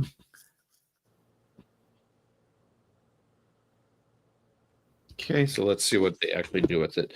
So he's going to reduce it down to 90, from 95 to 93, and it's removed from play. It's nice and easy. Confederate strategy 1, he's going to play the pre-war treachery. Prior to Lincoln's election, the Secretary of War, John B. Floyd, sends all the arms and ammunition he can to southern states. The Confederate player may place up to 2 forts in any friendly controlled space with an LOC free of Union SPs and forts.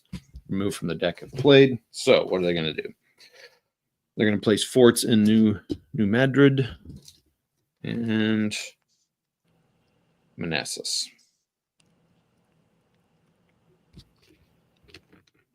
So am I missing a fort counter here? I think I am. It's over here. Okay, so that's not good for New Madrid. I would assume that is one of the places the Union was going, maybe. So we're going to put that here. Usually I think you put it over the top. We're going to put it on the bottom. And Manassas, I said. Okay, makes sense. Remove the card from the game 108 to 93. This is the strategic will. The Union plays Copperheads as a 2OC operational card and creates the Army of the Cumberland. Okay, Army of the Cumberland, which is the one that fell from my sprue. So Army of the Cumberland goes here, and they're going to get what? 7 SPs. And it's going to be in Lebanon, Kentucky. Yeah, I think so. Good Lord, there's so many. Buell is in command. So I'm wondering, they don't go into this, but I'm wondering if I remove these because there's 7 counters and it's now represented on there. So you're kind of moving the army around together, but I'm not sure. Buell is in command, so he's going to go here. But the Union takes a 5 SW penalty, -2 SW, because Butler and Fremont both have higher political ratings. Who? Fremont. Am I missing people who are supposed to be in there? Both have higher political ratings than Buell, and -3 for change of fortune. So now the Union goes down to 103. I have no idea why, but.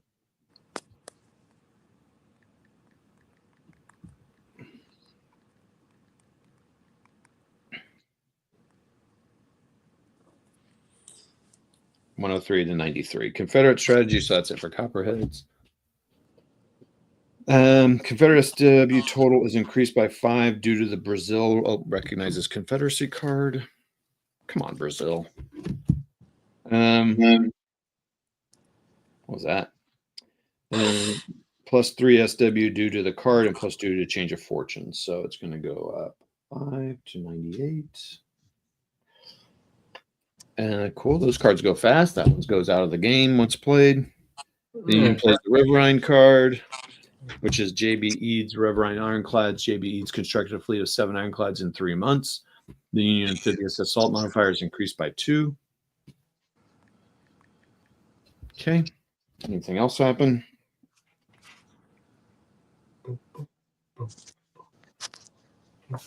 Okay. Confederate strategy round 3. The CSIA recognizes Kentucky, Mo, MD, and Delaware. Adds 2 SPs to Springfield, Mo. All right.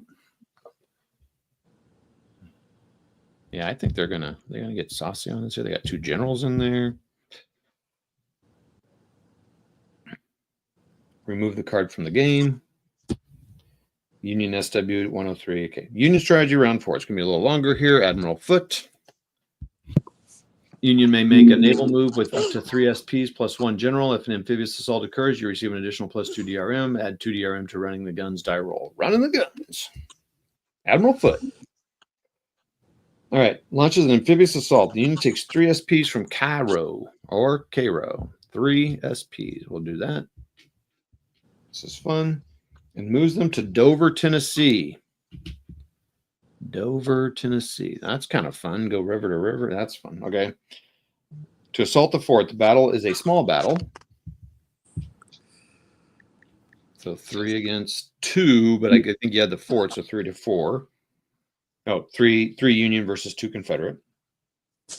First, the amphibious modifiers are calculated. We're just going to tell you what it is. The Union gets 4, +2 amphibious, +2 for foot, while the Confederate gets +2 for the fort. Okay, that's a modifier. Cool. The net effect is the Union gets a +2 DRM in the battle.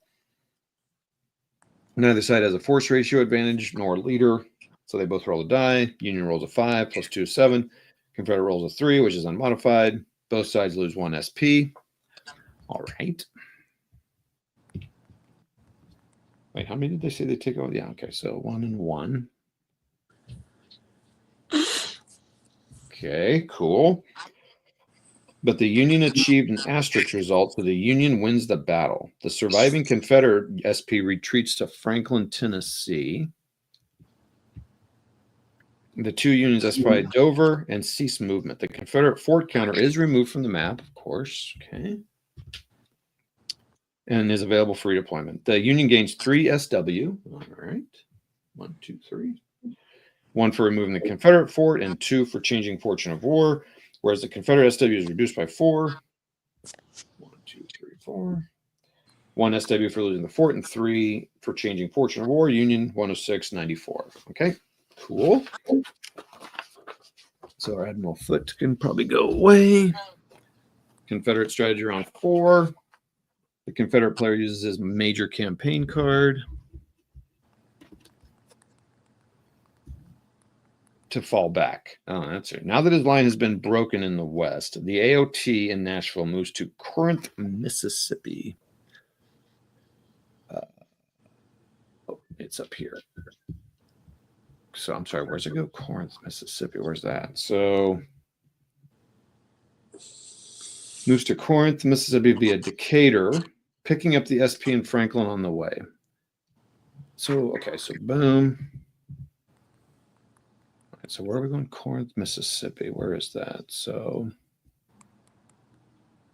Corinth, okay, back there. Okay. Killed a tank with a demo charge. Did you? Mm-hmm. Yeah, I rolled on the placement thing, and it ended up with use the armor factor. So the 2 hit was a 16, and with the armor factor was 6 because it was on his whole flank or whatever. So that took it down to 10. Or no, I had to add 6. I rolled whatever it was. It came out to 14 and killed it. And what the cool part was when the dude moved up in there to drop the demo charge, there was a tank that was able to motion and turn towards him. Missed him with both the main armament and the freaking machine guns. Nice. Yeah, I have a hard time getting DCs to go off for it. Like the timing of it. Moving, not getting shot while moving, getting adjacent, not getting shot. I said there's no way, but I said I was going to try it anyhow. So do you move into the hex or do you throw it into the hex? Now you move beside it and do the adjacent hex, and then you use the movement point, whatever the terrain is, to move into the hex, but you don't actually move in. So he had 4 movement points. So he moved out 1 from his hex adjacent. The other tank both tanks tried to motion. The target tank failed. The other tank was successful. He fired, but he was in motion. He missed both. And then he used 1 movement to drop the satchel charge in the hex with the tank. And then he used 1 more movement point to move back into the building he was in. Nice. That's good. Or the woods he was in, I'm sorry. That's why it's fun.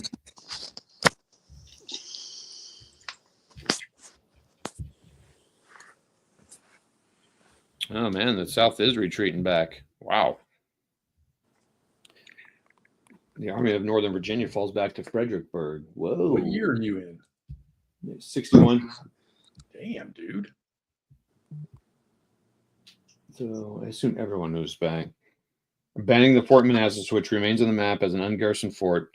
Dang, dude. They're kind of licking their wounds. Yeah, they just left Columbus,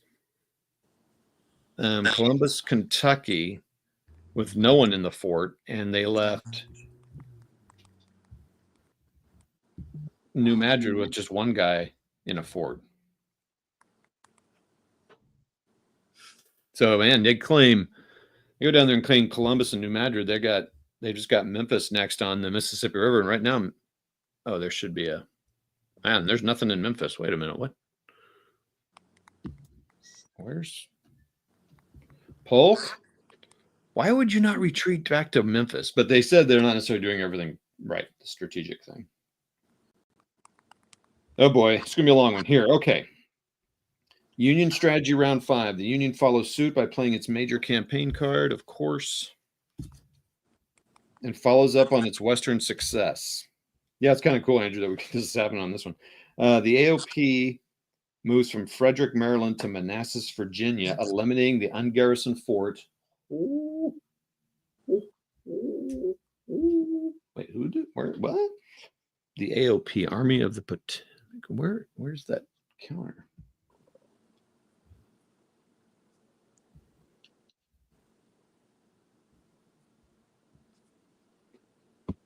Toddy Poo has misplaced the Army of the Potomac. Good Lord, I don't think any of you has done that since Irvin McDowell.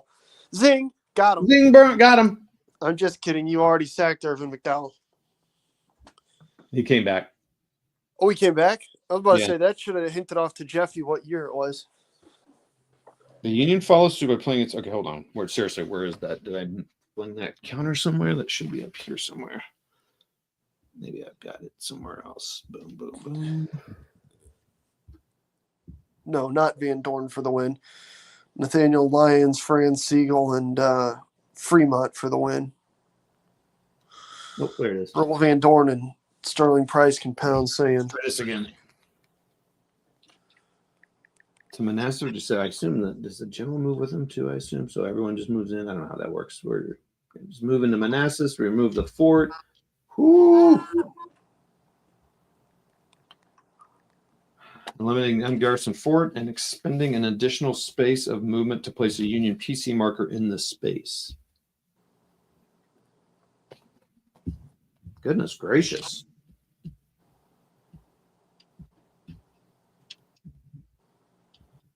Oh, double fudge chocolate cupcakes.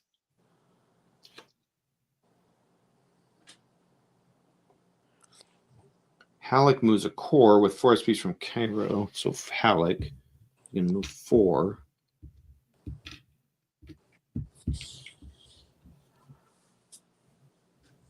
Whoa, wait, what? Into Paducah. Interesting.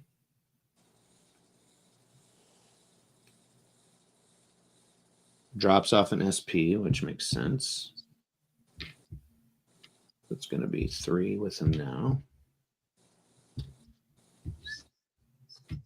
And then I assume he's going to attack Columbus.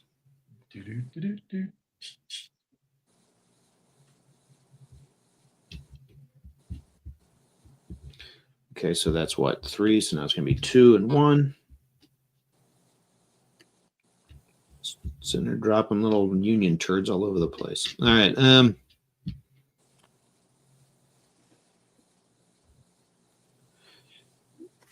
And then Columbus. Guess we're going to see Nathan playing guitar now. I guess so.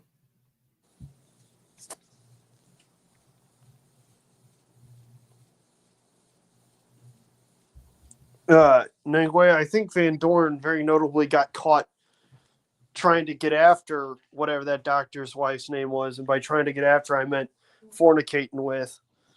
And then a couple days or weeks later, Doc showed up at his headquarters, fucking popped him, and then was actually never charged with it, if I recall correctly, as opposed to he never had to beat the case, as opposed to the incredibly heroic Dan the Man who did have to beat the case. Waynesboro. Wait, why are you not going to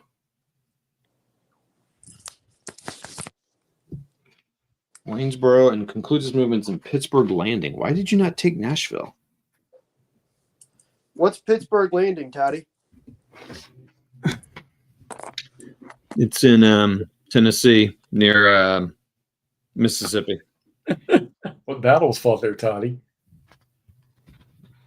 Pittsburgh Landing? Well, that's one half of it. I don't know. What was it? Shiloh. Shiloh. I wouldn't know that. Yeah, I knew that one. Jeez. Oh, yeah, okay. Bull crap. I know the Neil Diamond song. So much bullshit coming off of that one. I can smell it all the way from Arizona and St. Louis, Brian. All right. Where were we? There's a lot going on here. There is. The Confederate AOT attempts an interception. I got to play one of these cards.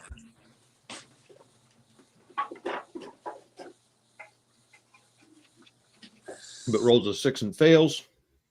The Army of the Cumberland moves into Bowling Green, Kentucky. Wait, I'm sorry, the Army of the what? Cumberland. With how many? going to leave all that there. I don't know. Have any idea who moves with him or what? Rosecrans. The Army of the Cumberland moves into Bowling Green. It spends an additional space of movement to place a PC marker. Yeah, I don't know why I wouldn't do in place. I don't know why they weren't placing PC markers in these other things, but it's not for me to understand. It's just for me to do. And then there we go. Enter Nashville. Holy crap, they've taken Nashville. And then now they destroy the resource space due to PC marker placement. That seems like that's going to do something bad. That sounds like PC. That's all I can think of right now is that line out of Office Space. PC load letter. It's PC load letter mean? Exactly. PC marker placement. The fuck does there's somebody in Richmond going, what does PC marker placement mean? What's that doing?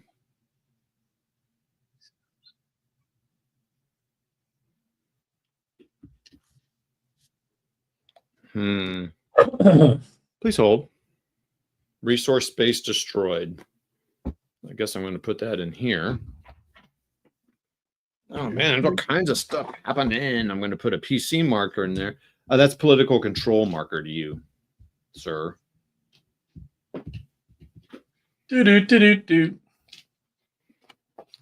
Woo! This increases the Union SW by 7. 5 for Nashville, 2 for the 2 removed forts. So 7. So 7, move up 7. 1, 2, 3. Kansas at Iowa State tomorrow. Well, tomorrow, 7:30. 4. Iowa State's ranked number 2 or 3 in the country, I believe.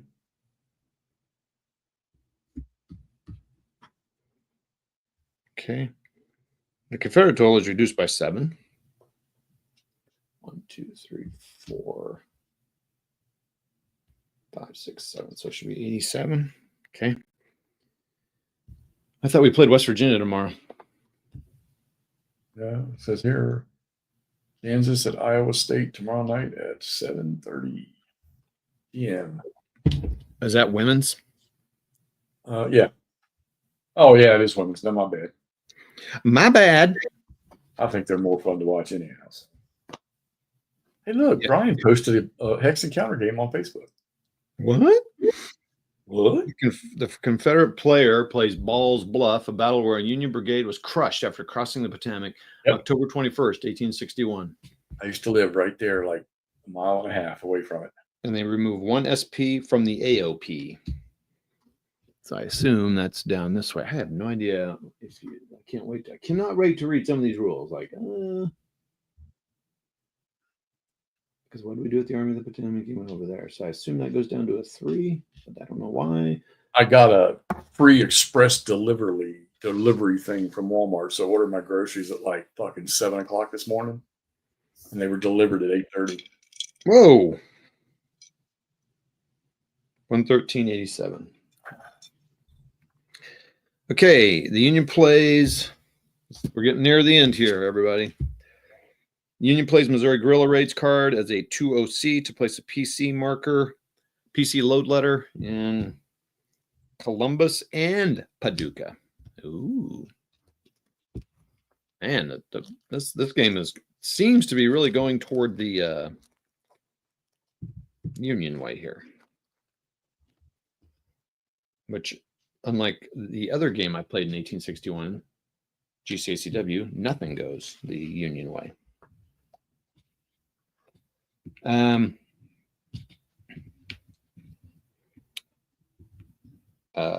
placing them in Columbus and Paducah.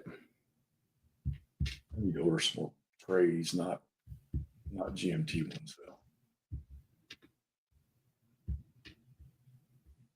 I think the Confederate fort goes away.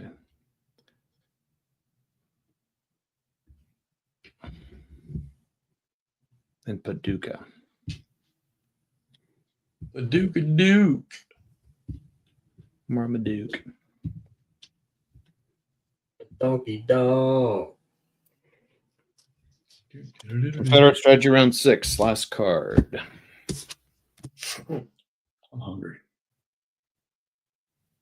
And the rest of the game, everyone gets 7 cards. Boy, the turns would go. The final card to play for the turn is the Trent Affair, which says Slidell and Mason captured by the Union Navy while on board the English steamer Trent. Confederates gain 7. Remove the card from the game, so they go up to 94. Taco Bell. Taco Bell. Go ahead, Chuck. Go ahead. Go ahead. Get your Taco Bell. I am. They got the grilled chicken there, and their shells are corn, so I do okay with that. Just get your Taco Bell. All right. During the political control phase, during the PC load letter phase, all spaces within supply infantry SPs that have PC markers placed in them or flipped, the Confederates gain control of no new spaces. The Union gains control of Bowling Green. You see, they didn't put any SPs in there. I wonder if they forgot to say. I wonder if they forgot to do that. So Bowling Green, Dover and Pittsburgh Landing in Tennessee. Lord of the Rings jigsaw puzzle. Dover, Pittsburgh Landing. Now state control is adjudicated. The Union gains control of Kentucky. The Union has taken Kentucky. I mean, what a turn. Yankee boy. The Union SW increases from 113 to 123. Chickens and bunnies.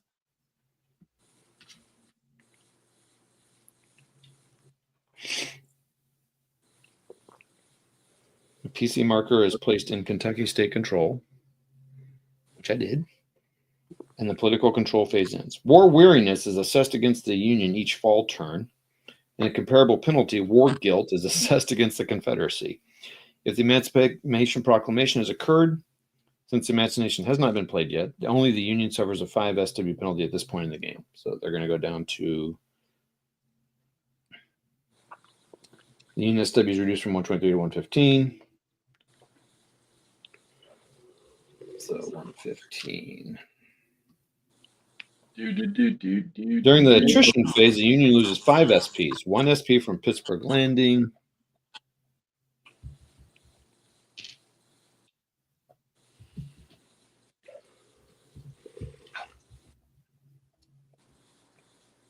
Cairo, Pittsburgh Landing. There you go, Brian. A magazine, a magazine pencil and paper game. Rifle Manassas. Squad US at Omaha Beach. Solitaire war game. Pencil and paper. Come on. Yeah, it's in you flip the book open and you can play the battle on one page, and you have like 5 or 6 more pages to read. You play the battle again and again. Stuff that Hissy Cat was doing there for a while. I never saw the people. Some people like them. I never saw the value. Chuck, you got some of those, don't you? Some what? Those magazine games where you use a pencil and you mark your losses in the book. Mm. Yeah. Corinth.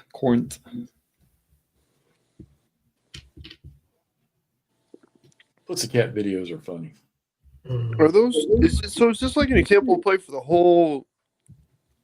This is going through just 1861. It's winning one whole year. Okay, but it's for the whole game. It's just one turn. Technically 3 turns. But it's not like you're only playing the Trans-Mississippi Theater, or you're only playing. Oh no, yeah, it's the whole map. Okay. It's just an example of kind of all the stuff that could happen in 1 year of play. Yeah. Yeah. So that's kind of cool. So I don't know why I'm going through all this because that's I'm wrapping up here. So anyway, so they believe all that. All right. That's it. We are done. I've done it. So playing through 3 turns took you 2.5 hours. That's pretty good. And that's reading. Yeah, reading everything. Dang. So I feel like, it would go faster, not doing that stuff. So So you Where's won, Arizona? you won the entire Civil War in 2.5 hours. Well, I mean, they took Nashville. They got West Virginia, Kentucky, and Missouri, Where's Took Arizona, Nashville. New Mexico? and Manassas. Yeah. They took Fort Pulaski in Georgia. Yeah, that's kind of an interesting, kind of concept focusing on the west side here. They did do an attack over here in Virginia, but yeah, everything was all done over on the west side. West side. And the way this is going, the Army of the Tennessee is pretty big in Corinth, but gosh, man, I could see them taking Memphis in the next turn too. Although probably if I were the Confederates, I'd go over here to Memphis and cover that. It's pretty amazing how empty the board is. I mean, obviously, I'll start dropping more stuff in. Yeah, that's pretty cool. I don't know. It's going to be fun to figure out, kind of now understand why some of the things are happening that were happening. And so there's naval, there's rail construction, blockages, hundreds of more cards that we didn't even go through and know what they do. There's probably some repeats and stuff. Again, that's why card driven is kind of nice. I know that a lot of people don't really like them, but there's less rules to learn. You just read the card and do it. A little friendlier than U.S. Civil War in that there's not. It limits your choices, which is nice, compared to U.S. Civil War, which is, I think, probably is more wide open, which is nice. But for me, it's nicer to have the limitations. So, very nice map. The map on the backside is a little more gamey looking and not so historic looking. Again, just like GCACW, I like the counters with the generals' faces on them. That's kind of fun, kind of to help me learn people. I like the markers that show who has control space. That's one thing I like. Let's see if I can. So that's how the game was originally designed. So you can kind of compare the two. Oh, okay. It's very functional. I do kind of wish, even it's a little tough on this side too, actually. I kind of wish the state lines are a little bit more clear. It's usually rivers, and then you can see some lines here, but I don't know. I think it's a little easier to read, I suppose. But I do like that. I do like the kind of oldie map looking. That's cool. The graphic design. So that is For the People. Extensive example of play. I am looking forward to now actually playing it. This seems like a substantially more advanced version of like a War Between the States kind of thing. Or I'm sorry, A House Divided. Yeah, I think so. I don't think I have For the People, but I think I have House Divided. House Divided's fun. I've played that a number of times. And then I have the original one that has the Army of Potomac and the Army of the Tennessee boxes. It's an old game. So speaking of Civil War, Jeff, Mr. Pence has loaded up another video because that's what he does. Right. Who? And I noticed I kind of just scrolled through his videos. They play those little scenarios like we're playing. Now I know he knows the rules like forward, backward, and memorized. Right. We're cranking out those games in an hour and a half. We need to step up our game. Well, yeah, but you and I co-op. We what? We co-op, so we're both spending our time on each side. Well, okay. I mean, if we want to make excuses, if that's the way we're going to live, then I got to adjust. You're right. And we should go mano a mano. Shirts off. Toddy gets mean when you're playing games against him. I know, Andrew. You're right, and I've watched him and you play, and I'm scared to play against him. I'm an innocent little boy. What are we talking about? Forgetting after Storm over Stalingrad, I don't think I'll do that again. You have PTSD from it. He's a very angry man. This is slanderous, and you will be hearing from my lawyer. Well, I mean, so I was thinking about that, Jeff, because I like playing at co-op, but sometimes what we'll do is we'll be like, we could kind of, I'm fine. Nobody else is doing it. So, I mean, it works for us. yeah, I like yeah, it. it works. I was just waiting. Todd's like, playing co-op's fine, but sometimes I really just want to beat your ass. Okay. Cool. Thanks. I don't know. This is all very hurtful. I'm very, very hurt right now. I'm You're so a nice hurt. man, Todd. Yeah, I can see the tears falling on your game now. Yeah, I gotta move away from the board because I don't want to stain my pretty map. Anyway, Where did you get that damn game? You'll be all right. I don't know. I'd have to look at my little thing there sometime this year. You think he'll be gone? Were you downtown looking for photographs of Earl Van Dorn and you came across this? Yep. What were you saying, Brian? I'm just wondering if it's going to be around in 2025. The game. I mean, probably for the first few days. First few days, yeah.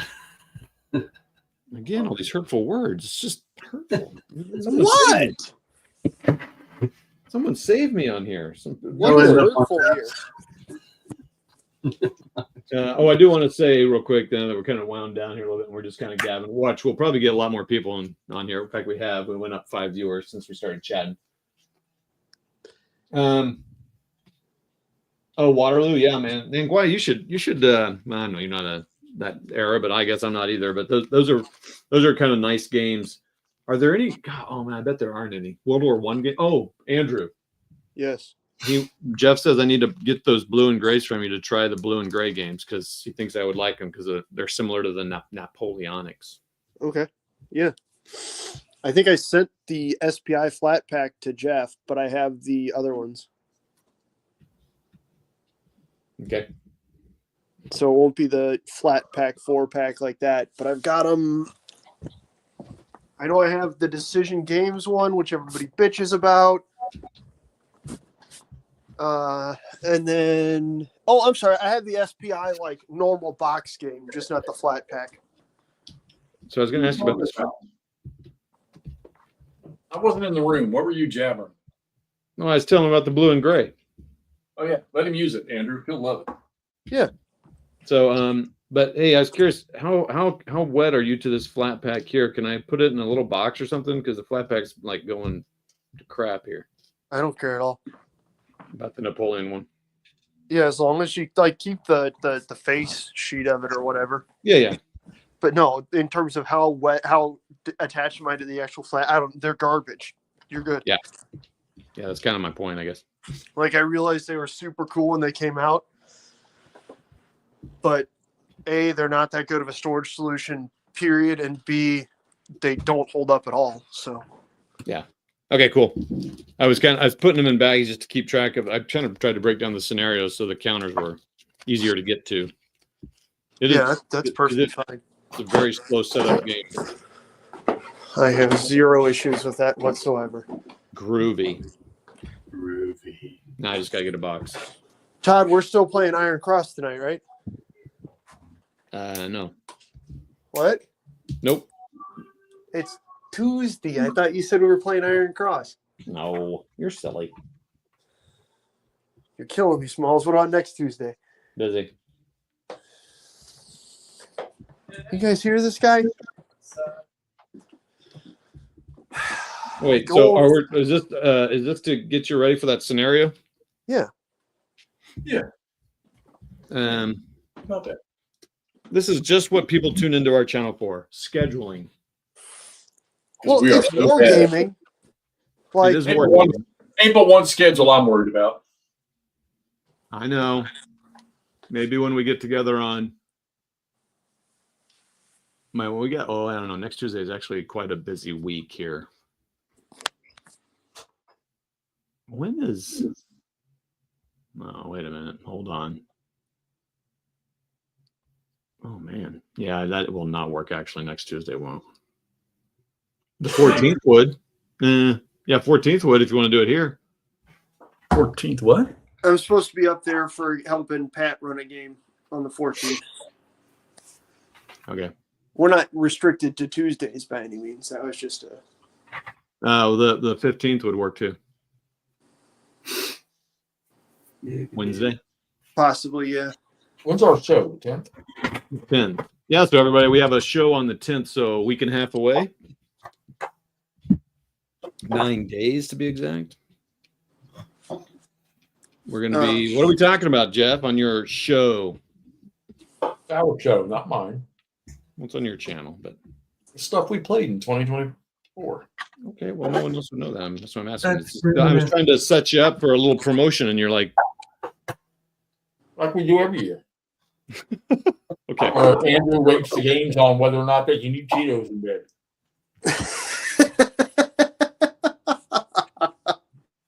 So anyway, so we're going to be talking about the games we played, the games we want to play, what we thought of them, favorites, whatever. Just talk about the year coming up, what we bought, didn't buy, what we liked, didn't like, loves, hates, relationships, blah blah blah. How much these guys think I'm a mean person when I'm playing? 2025 gonna be busy. Brian's going to be on the show. We're going to talk minis and Hex Encounter. All. Nothing's off limits. Not even naval. Everything. We're talking about everything. Now he's got a Hex Encounter game that he played in 2024. That's right. So we're going to do that. That's on the 10th. I think, Jeff, you already posted up, right? Uh-huh. Yeah, I think I still need to do that. Cool. That'll be fun. That's on a Friday. Cold January. I say cold. It'll probably be like, 50 degrees now, but whatever. Yeah, I think I don't know if you guys do that. Oh, whoops. I'm gonna start scheduling videos out like, Sundays will be for so and so and Tuesdays for blah blah blah blah blah. Well, that's what the pros do, so I'm not going to do that. Well, I'm gonna try to be a pro. Well, exactly. Your videos look better, sound better, Whatever. are faster, smarter. I'm good enough. I'm smart enough. And Dang it. people like me. And they do like you.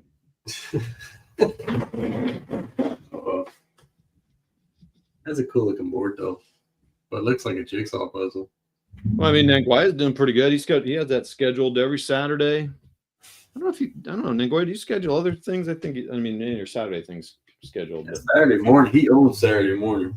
He's been doing a lot of random stuff too lately live. what's that? He's been doing a lot of random stuff live lately here. Yeah, that's cool. I like it. He's got me inspired to, because I know War Games Atlantic has a whole bunch of World War One, and they look pretty good. And I might go on Old Glory and check them out too, and maybe do some World War One action. Oh, look at that! Getting inspired to play World War One. Because there was more to it than just trench warfare, right? Oh yeah, 100%.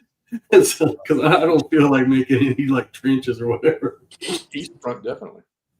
So, Brian, are you trying to do 15 or 28? oh, I haven't made up my mind on that yet. So I'm starting to get like that where if I have 15s of a certain, genre or whatever, then I'm like, well, then I don't need the 28. So I don't know. Kind of like what I did with the Civil War. I got all these 15 ECWs, and I got a whole bunch of 28 ECWs. But the 15s paint up faster, so I started using those more than I would the 28s. Yeah, no, I get it. Yeah.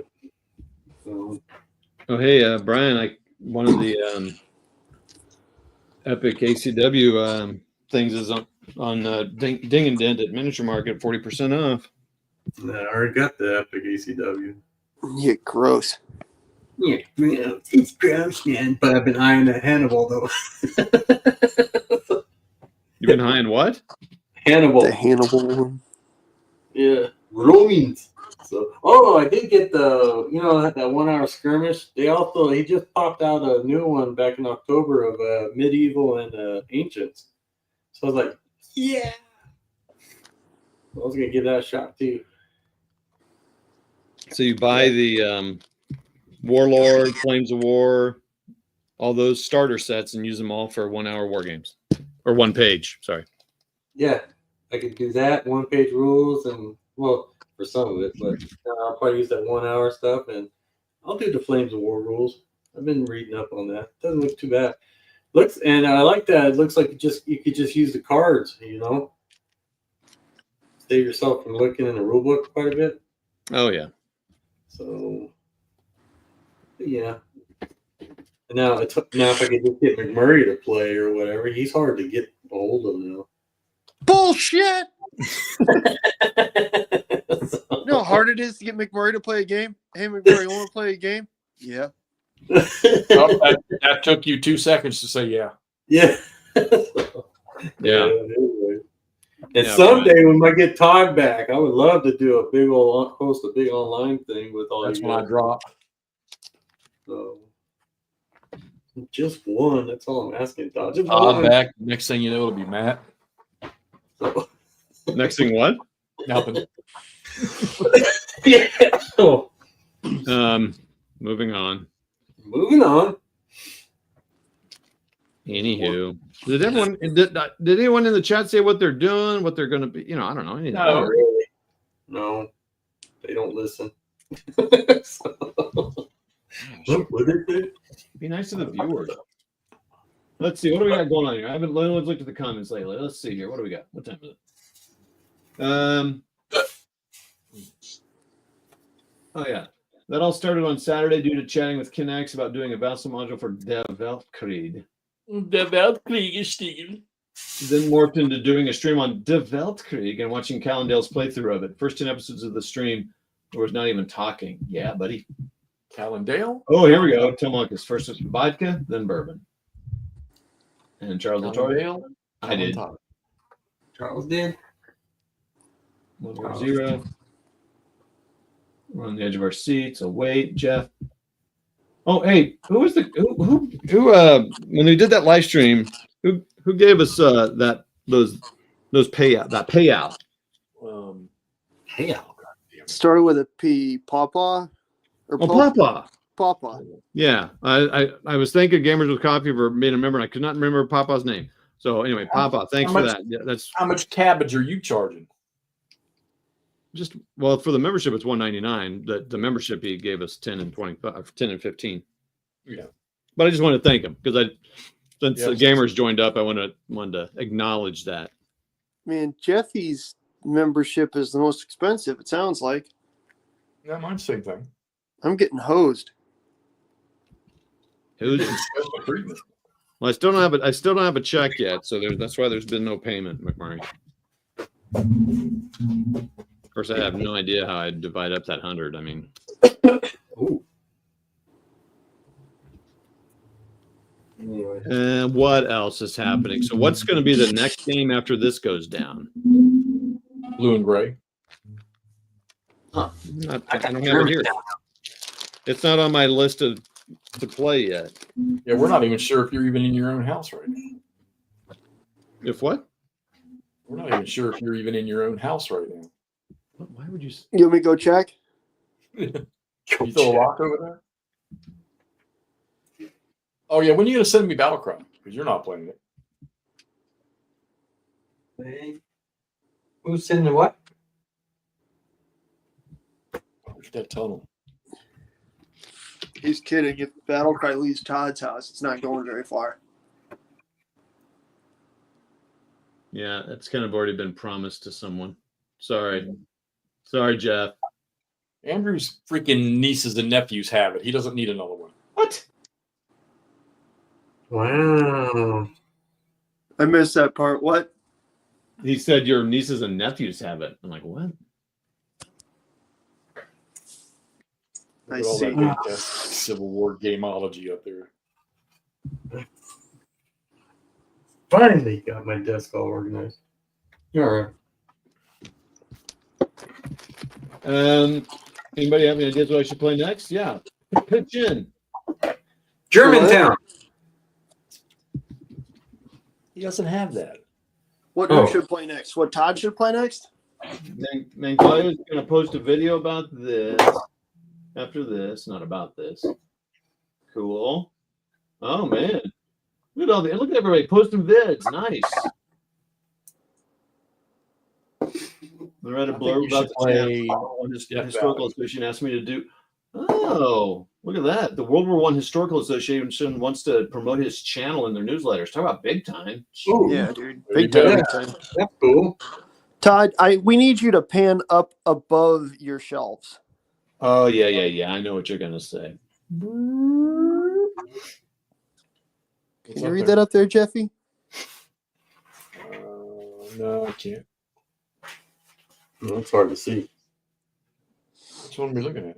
Enhance. Enhance. Enhance. Enhance 5 times. Enhance. ASL? Nope. Can't see it. There's a glare You on can the read flat. it. Oh, a most fearful crack host. I mean, a most fearful sacrifice. What? Come Y'all are on. And never what's- gonna play. what's You sitting all on are top of never that, going to Todd? play that. What's sitting on top of that, Todd? It's that Normandy game. Storm over. Yep. Those cards are so flimsy. Oh, and Storm over Normandy? Yeah. Yeah, it's like they're cut out of a magazine. Yeah. If you're lucky. On like on like Time magazine paper. Yeah, Time magazine paper, exactly. Yeah. I have a bunch of sleeved just trash cards we can stick them into. Yeah, that's what I've done before when I I've didn't just know made you had the cards. Russian campaign. Yeah. He's got the recent version of it. I played through the original. Andrew is OG. No, dickhead. Jesus. Man, some days, I understand it's hard to see the light at the end of the tunnel that is your ass when your head's shoved so far up there. But come on, man. Hurtful. Again, so much hurt. Good. Man. No wonder he's mean when he plays games with you, man. I have to be mean because this guy's on the attack, man. I just get destroyed. Oh, no. To quote the documentary Rambo 1,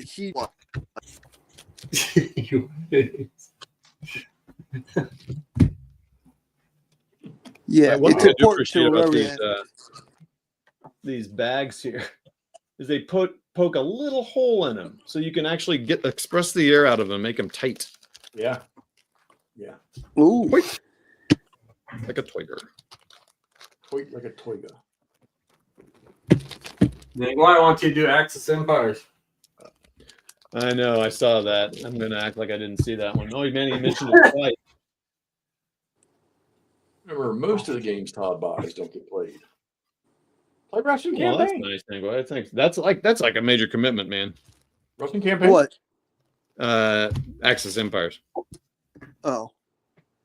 Why are we staring at your bookshelf with no games? If you asked for him to show the bookshelf. I thought people like looking at stacks of games. Well, you're not. We're just looking at the joint between one of your shelves.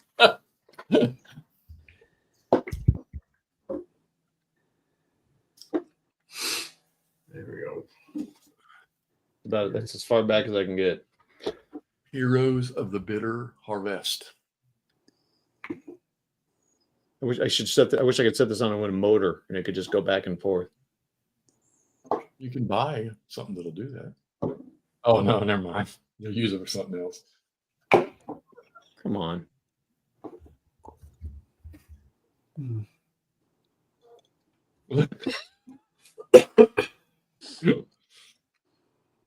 You haven't played Imperial Tide. You haven't played freaking. I have Russian played Campaign. Imperial Tide actually.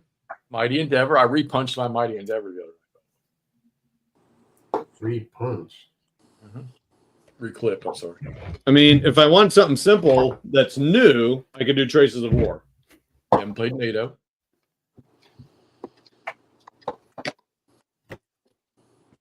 Oh, you got Panzer Command too. So do I. What's that?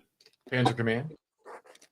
Yeah, that was that's a nostalgia purchase to go with GTS collection. I've got one of those. Somebody sent it to me for free. What a nice fellow. Nope. Already got I'm it. never gonna get rid of that game. You can keep that one. What I guess game? we should. GTS. We should probably on the 10th, but the 10th will be too late. But I was gonna say we should probably put like over-unders bets on the games the system that is my favorite that'll be off the shelf at the end of 25 or at the end of January. Yeah, but God, that's a huge list to pick from. ASL. ASL. ASL. All right, so McMurray's going hard into ASL. He's going to put all of his money on that. Okay. I almost had you were there, man. You were there. You almost remember had that, Jeff? What?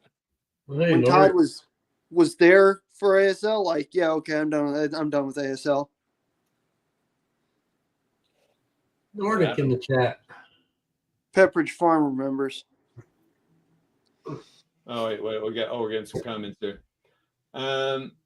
Nordic. Enjoyed Axis Empires. Mark doing it. Do it with co-op with Hexx. He doesn't want to play that game. Where's mine?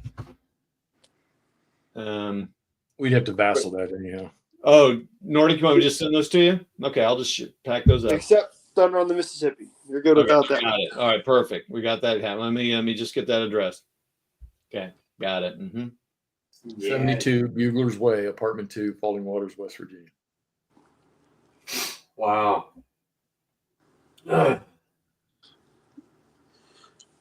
Who's Vanilla Cake? What are you talking about? What are you talking about? Well, one thing that's happening this year sometime is this system, not this game. Oh. As soon as we get Stiggies, Come on, Stigmeyer. just bring that with you when you come out here so you can leave it here when you go. I'm not bringing that one. Oh, yeah. I'm not bringing mine. You have it. No, but I'm going to be giving the second one. Oh, Pepperidge Farms. Yes. Pepperidge Farm. Oh, it's probably Petridge in Canada. You guys say things different. Sorry. Hey. Well, that feels good.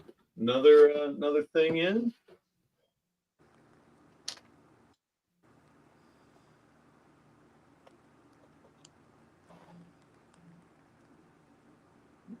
Well, I know Nordic, but I just have to wait.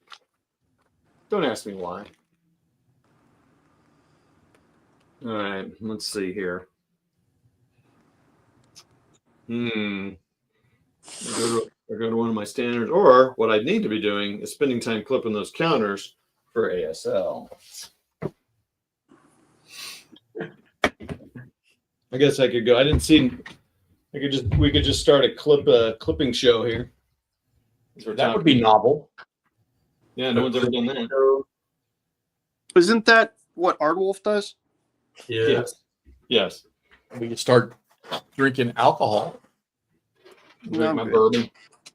I don't think I could actually, well, especially these ASL counters. It's different, man. I gotta think about how I'm sorting them and. I don't think Todd has played Kiev to Rostov, but Rostov 41 is his favorite SCS game. Except for Rostov on the shelf. He doesn't even have that anymore, does he? These are my favorite STS games. You got rid of Todd? Yeah. I don't think he has any more SCS games. Maybe Traces of War, the victory game. I have 2 left. What 2? Oh, Mighty Endeavor. Yeah, okay. Bastogne. So.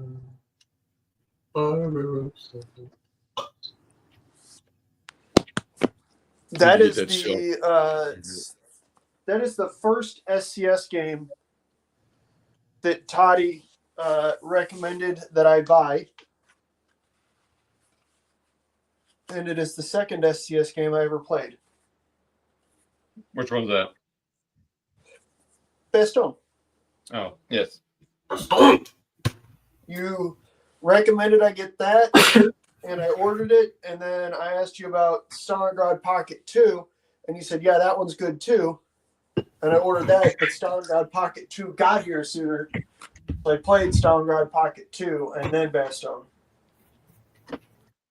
Both very fun games. Campaign game for Bastogne is a little more manageable for me than campaign Yeah, I game. think you ultimately like Bastogne more than Stalingrad Pocket 2. Stalingrad Pocket 2 is fun, but A, I'm not a huge fan of reserve markers, and B, dude, that campaign really does grind. I have not played that. That is the series I'd like to get at a minimum, play a couple of the small scenarios and see if I want to keep at it this year. I just really like the look of them. I just don't know if I want to play it at that level. What game? Every time I see it played, I'm like, it's so great looking.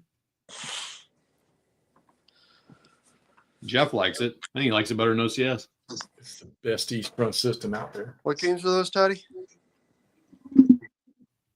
What's that? EFS. East Front system. Yeah.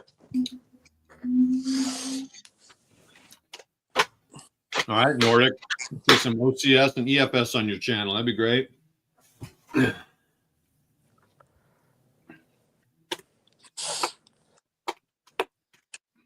When are you guys doing your little 2024 year review? Blah blah blah.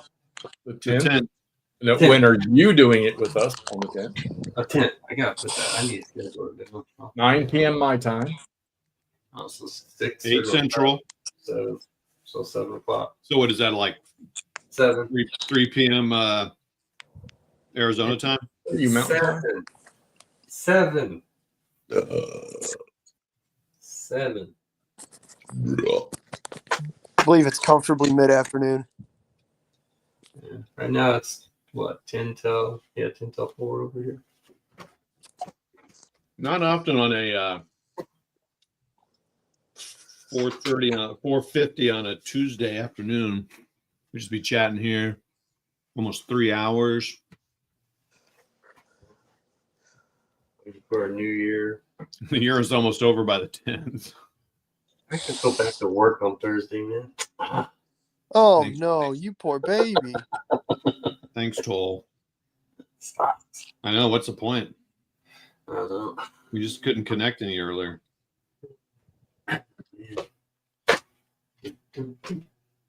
Nanguaya, I'm super happy that I found some plastic World War I German soldiers the same size as the World War II ones that I played as a kid. Still amazed. Is that 172nd, 76, or something different? Are you going to do anything with them, or are you just more having them to kind of just have nostalgia thing, which is fine too? I've got a set of those 172nd figures, almost just more nostalgia because I love those things as a kid.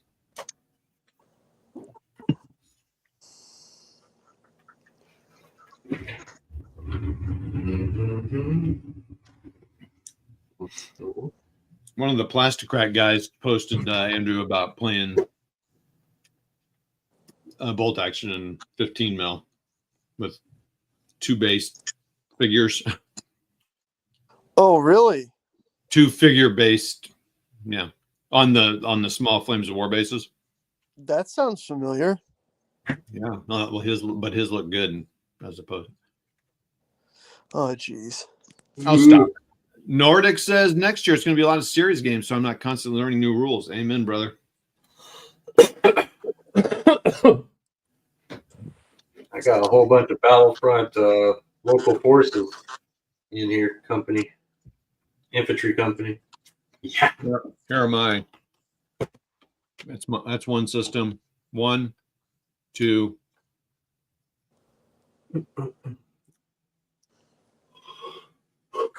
3.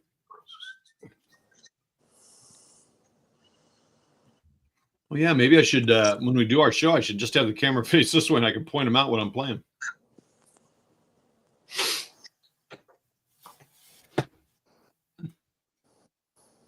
Doobie doobie doobie doobie doo doo doo. So everyone's just gonna be asleep during midnight, or what? And then Goya says, Very close to 172nd. Oh, I don't know. I drank some coffee today. I'll probably be awake. I'll try. I'll try. Just try. I'll go to plastic. That's a good site. Oh, Nordic. Oh, yeah. I got 5 operational stages, library, Napoleon games that need playing, and I tend to play them all. Do it, Nordic. Do it. Just enjoy the thing, man. Early World War II, as the Germans have the pickle thing. Can't remember how to spell them. Think you're going to use them for any games, Nagoya? Did you already say that? Did you already answer my question on that? Early No, World man, War One Alba? The spy helmet? Yeah, I think that's what he's talking about. Yeah, buddy. What are they called? Pickle Helba? Oh, pickle. Oh, I see. Yeah, I didn't have spell them. Yeah. Man, what am I going to do? I pull Battleground, or do I actually play one of these Command and Colors Napoleonics for a change? I don't know what. Do Command and Colors. I like to see you guys. Or that's the block stuff, right? Yep. Yeah. Yeah, I like to see you guys move some blocks around. Blocky block. Yeah. No. Warriors, come out and play.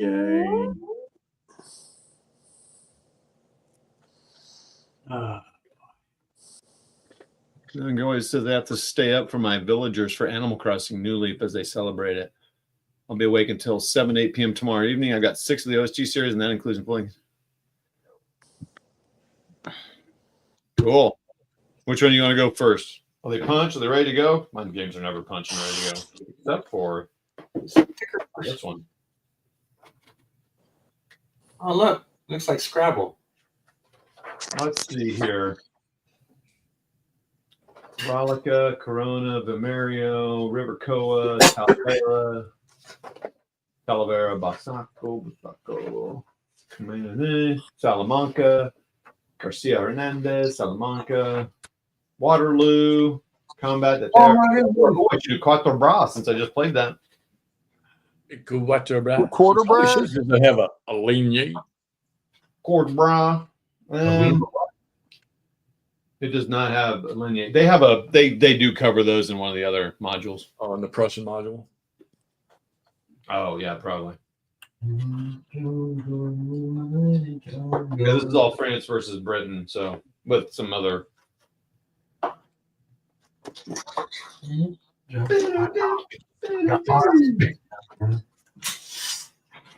I've never read the rules for this. I mean, I played the systems before, but I hope so. You're the one you were going to teach me how to play Command and Colors. Wait, what? Command and Colors. Oh, It's easy to play, McRae. I thought you played with Chris before. I've played with Chris and Chris once. Or Chris and Jay once. Was it Ancients? Yeah. Okay. But I've got a couple of the Ancients. Then I've got the Revolution one. Tricorns and whatnot. Oh, Tricorn, yeah. Yeah.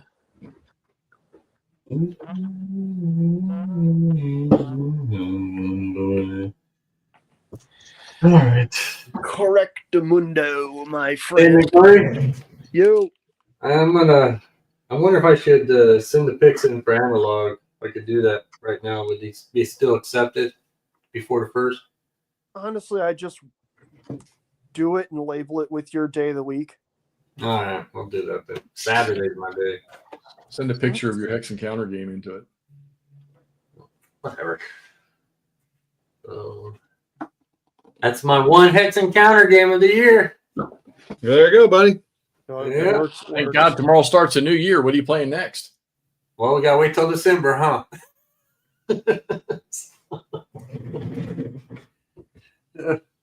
Do we? No. Yeah. Be on the lookout for my next Hex Encounter game in December of 2025.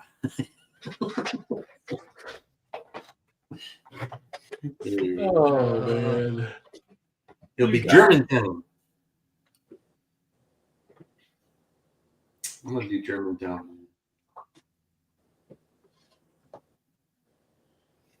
It's the last revolutionary one I had. Decision games one.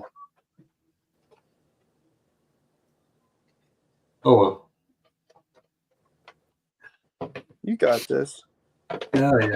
It's a complete mess, but hey, whatever. No, it's not. What are you talking about? It's a complete mess. Look at the Oh. 3D. Oh, check that out. Oh, boy, you got that board needs some help. Oh. Oh, everyone saw that live. You don't need to send that to me now. Did that thing come off or not? That's hilarious. That was bad. Okay. Like a bone crack. Dang. I started checking myself. Oh no. That sucks. Oh well. Oh, duct tape. God, you treat your game so bad. Dang, Todd's over here Todd. just breaking shit. Put it under the plexi. That sucks. Okay. Oh well. It's not like a. Is there a? Does the back have anything to it? What's that? It's not like a double-sided board, right? Oh, it's not. Oh, duct tape that puppy. It is awesome that Charles has already said ouch and Jeff says brutal. This is why you don't mess with Todd. He'll break you. Exactly. That's what happens to me when you play. Command When you play against me. He's vicious. And if he's losing, he's gonna start throwing those little blocks at you. I got. Anyways.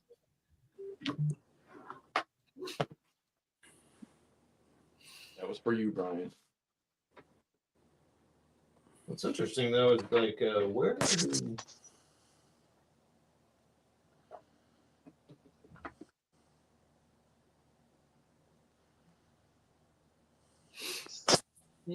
Terrain cards counters. Dinky dinky dink dink dinkly dinkly dink. When you get that game, do you have to put the stickers on them, or they come that way? Oh yeah, you have to put them on. Oh crap! Oh yeah, that people comment about that all the time about this series. They charge you $20 extra for that. That's why you look for them used and find them stickered. Yeah, but they could be crooked. What's that? Did they buy a used one and whoever put the stickers on it's all crooked? Well, maybe, but at least they're stickered. We'll bring the drunken regiment this way. Anyway. Mine were generally straight. Huh, that's really weird. I wonder where I stored the. Oh, I thought everything fit in one box. Okay, this is fine. Okay. One thing I learned when I was playing that hex and counter game is when it comes to a point where they're confused or question, I just pick it and just go. There's one for you, Andrew. Oh, good. I'm not the only one. Jeff, there's actually a guy who that's what Pat Lewis, Todd, Plains Indian Wars. Okay. Didn't he do that? Ooh. Do what? Or is there a different game called Pony Wars? There's also Pony Wars. Pony Boy. From T? I don't know what Pony War. Who does Pony Wars? Oh man, I'm going to tape this up here. It's not even gonna keep separating. You have to win the battle before the fault line happens.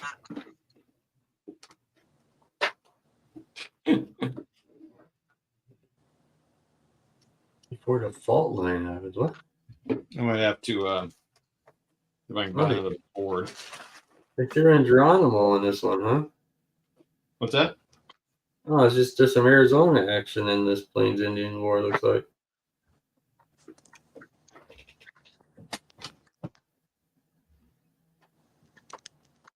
Not problem. Well, at least I don't have to click. Well, actually, there are counters in this game.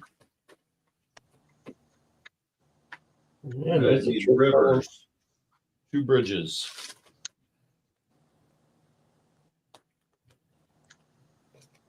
Hmm.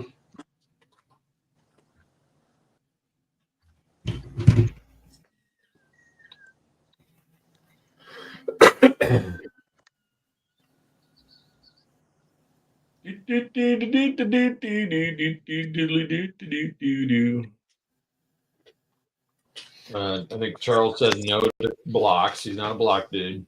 Same here. Skies above Britain, huh?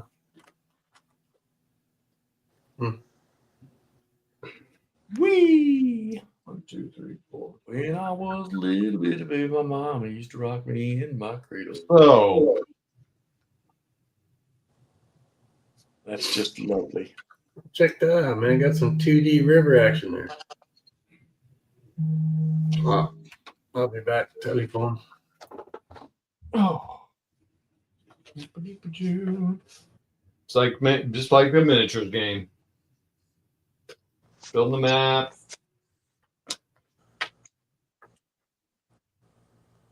Making rivers. Rivers, river, old man rivers. Okay. Oh, Let's see. So another straight one here, and then an end. And a bridge.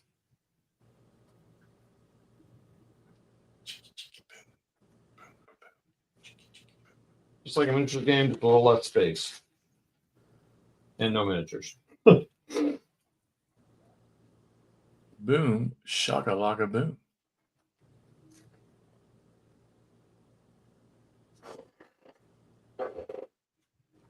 Okay. In a dark wood It's always a with challenge. EMPs. Games though is finding the pieces you need.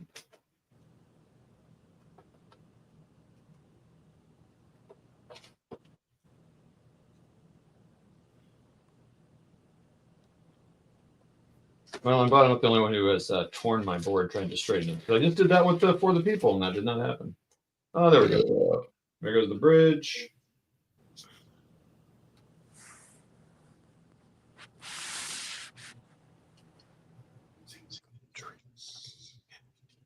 There we go.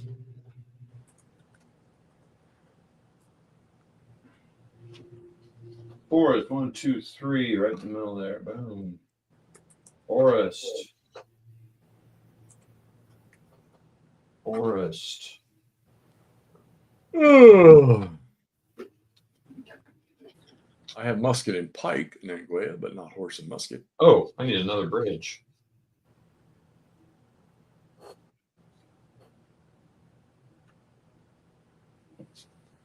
What do I play? Gregory Smith edition. There we go.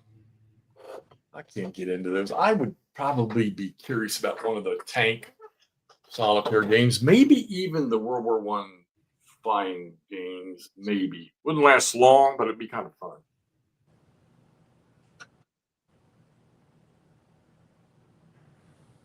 Yeah, I don't really get into the solitaire ones. Just not mine. Like the idea of them, but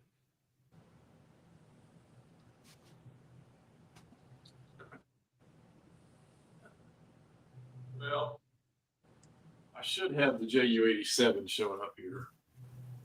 Wow. I thought you had that one already. No, they're gonna be, because it was part of all the stuff that came in. They're gonna make sure right. Stuka. they're gonna make sure everybody gets all their orders out, all the ordered ones out first. Dude, you could bust out some 15 mil military on that with the river and all. Lots of people do. Yeah, people just make these into 3D boards. Nordic, let me ask you a question. You see the games that I play, can it possibly be that tough? Wait, what? You're quiet. What's going on? Who couldn't part of the board? Anyway. Yeah. Hard for a river to flow uphill, huh? Yeah. Western Front Ace is tough, actually, but it's a lot of fun. Yeah. All right. Oh, I kind of like that come on. miniature one. Come on, Nordic. Don't rub it in. It's running down into the crack. Yeah, perfect. Got dingleberries. Did you say dingleberries? Yeah, look at the map. Oh, I Those get look like these. that. Inappropriate. They just look like dingleberries hanging off the end of a nerve. Are there any roads in this game? Are there what? Roads? Roads? Are there any roads in this game? Where we're going, Jeff, there we don't need roads. I don't know. I haven't seen them. I don't know if that's a thing, Todd. That doesn't sound right. Roads? No, well, you don't need roads. I feel like we're gonna need roads. Oh. Yeah. Quattro bra. Quattro bra. I'm sure this will play just like that game did. In fact, I can almost guarantee that someone here in St. Louis has played this in miniature form.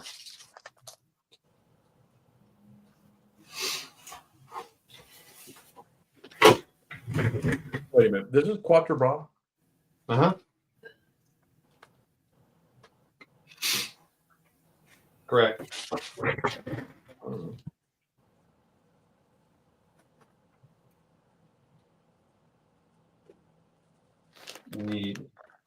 I need two towns. I need La Ville and Quattro Bra. Yeah, I just had to have a break from that Napoleon game. So here I'm playing another Napoleon game. I thought I was progressing through the eras. Now I'm moving backward again.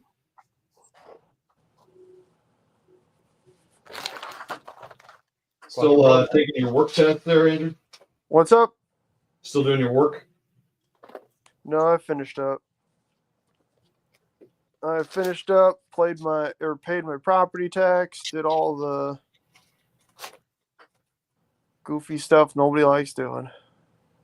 Yeah, got to do that property tax at the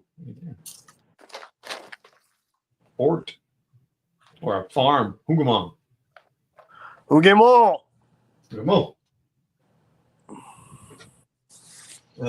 Yeah, I know this property tax stuff. That's always fun. I'm assuming that's Quattro Bra. Correct. You assume correctly. Oh, I also don't have any idea when. Oh, where's this? Oh. Richard. I have no idea when I may be getting off here. I don't know when the important people get home. Oh, we're not the important people? That'd be Lisa. Lisa and Addie. Lisa took the dog? I should check. She takes the dog to work a lot. Oh. All the last minute text for donate, give, put your money in bed, blah blah blah. Okay.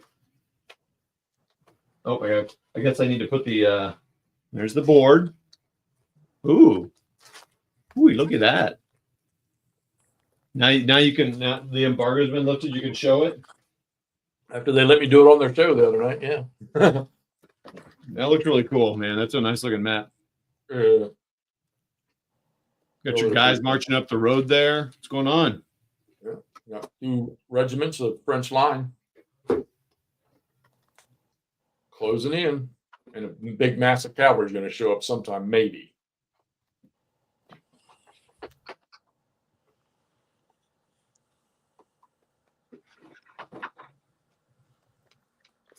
That doesn't sound good for the Brits. Sharp's there. The 95th? Yep. There you go. That's LaHaye Saint, Lord.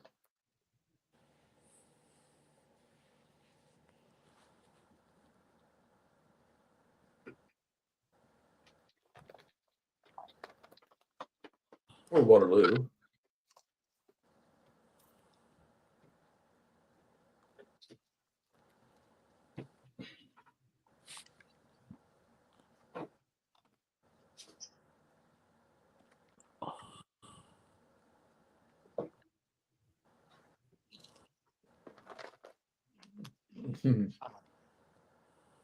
Well, Tom's already played Quattro Ball and wiped out all of Wellington's forces, so my battle ought to be easy. Are you playing? What battle are you playing? Well, no, he's talking about this game I just showed, which comes after your battle you just put. Oh, I got you.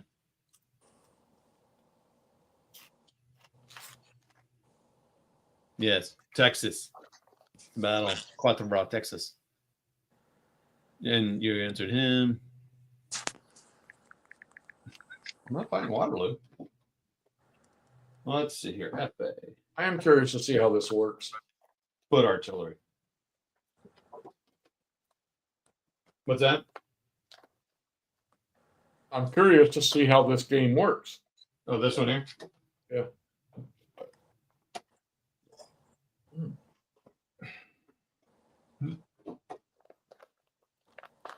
Oh man, there's a I don't have I have Winter's Victory. I don't have the I Allow that everybody was playing.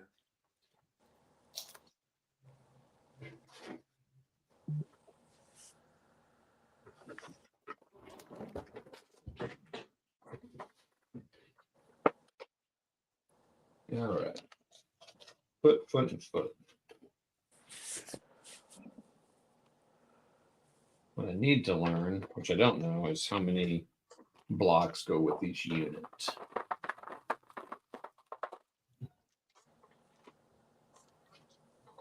Potato chips are awesome. No, the only reason I haven't played it, Jeff, is because it's funny because you would have thought I would have known this. Because after I clipped it and sorted it and was looking through the rulebook, I realized, hey, this is nothing but Wellington's Victory. And then Kev Sharp informed me, yeah, a dude is taken from that system. I didn't know it. Fortunately, I only paid like $70 for it. So.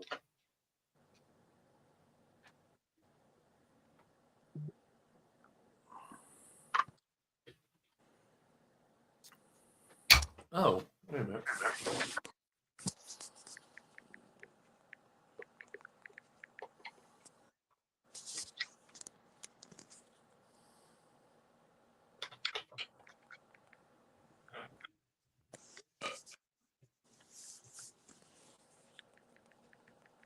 You mean this game, Nord?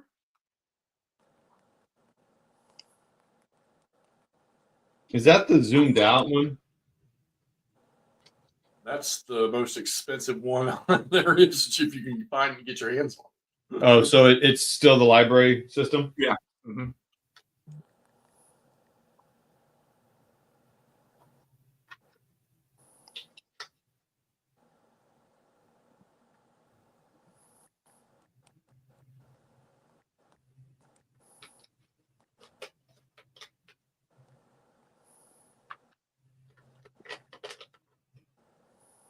Well, I go on call at 8 in the morning. I don't, that's probably, with my luck, Jeff, that's probably the original. I don't know. I haven't gotten into it enough to tell you. But I can tell you.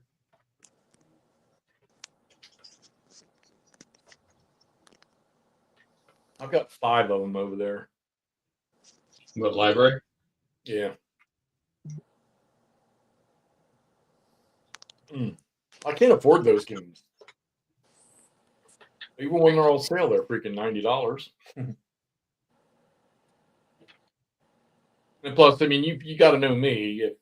if there's a Civil War game that's being sold as compared to one of those, I'm buying a Civil War every time.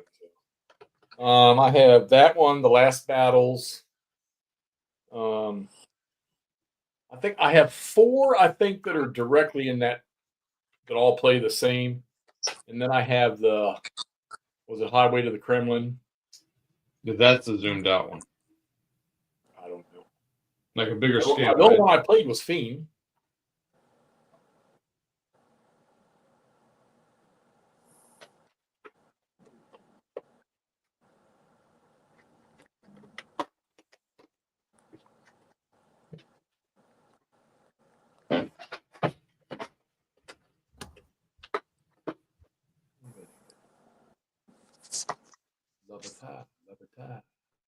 Victory banner. You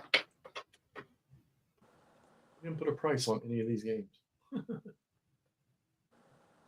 North Canadian. Rifle light. Yeah, compared to Memoir 44, there are a lot of different kinds of units in this one. Well, those of you guys that are into the Napoleonics, if you like the tactical stuff, I'm telling you, if you didn't pre-order the Glory and Empire First Victories, because Terry's got, I know he's got 5 or 6 other titles from what I understand that I think he's already got a couple of them done.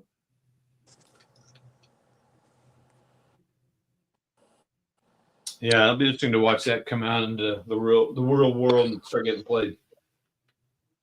Well, and the cool part about it is having 3 sets of rules. Yeah, And the way each one grows on the other one. Yep. It's really cool.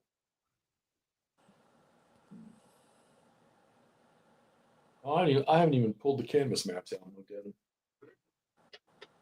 I guess they're sending me Blood and Fury, so.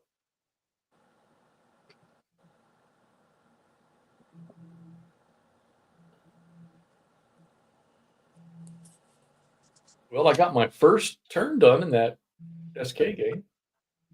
On what? The Squad Leader game. Mm. I got one T-34 that punched a hole and kept going. And I've got one T-34 that got destroyed by a satchel charge. I got a melee and destroyed a German squad.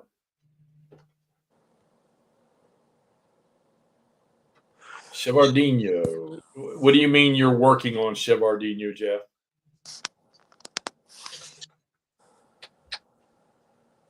Are there things we don't know about you?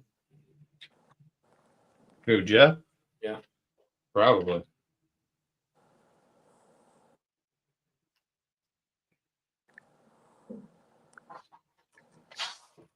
Yeah, and if I was on top of that, I could buy one a year, but I never think about it past that. Oh, Jeff, you're okay. All right, good. Awesome. I think people are going to be stunned. Now, it's not going to compare. I mean, the OSG library stuff, that's good. That's more, I think, operational, though. But it's definitely going to blow away the Wellington's Victory type games, I think. Actually, I know it is. And I think it's funny because I know that La Bataille would be something kind of similar to look at tactical level, but I've never played La Bataille, but just watching other people play it, this is completely different.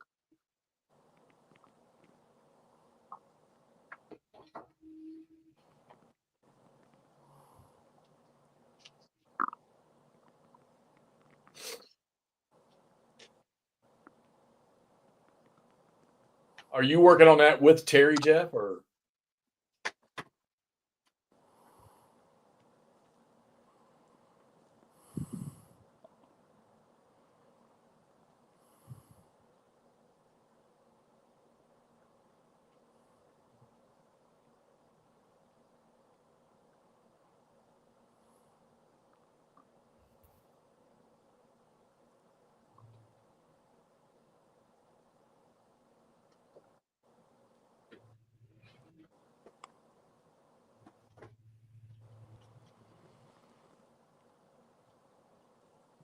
Oh, sweet. All right. So setting up here. Little Quattro Bra. Andrew fell asleep. Interesting to see. I mean, I know the basics of It the. was close, yeah. And I'm sitting here only freaking 20 after 6, and I'm struggling. You fading? Dicking around, boys. Are you fading? Fading? Oh. Yeah, I mean, I've been. Well, Jeffy's totally faded, bruh. I'm going to go play some more here. I need to play some more of that other tank game that I'm playing. Excuse me. I look forward to all of those, Jeff. I really do. I think that you guys have found something with this. And of course, Jeff, do you come from the Labatai background too, or? Okay, I'm back.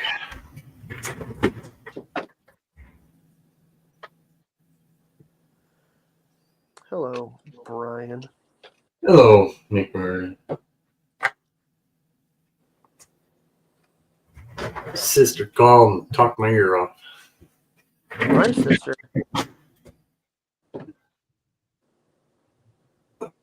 Hardly appropriate to be talking about my sister. Oh, I just said she talked my ear off, man. You want to get her online? Oh. What's my sister doing talking to you? And my sister is like 67, 68 years Oh, old. your sister. Oh, she's Yeah. right in my wheelhouse.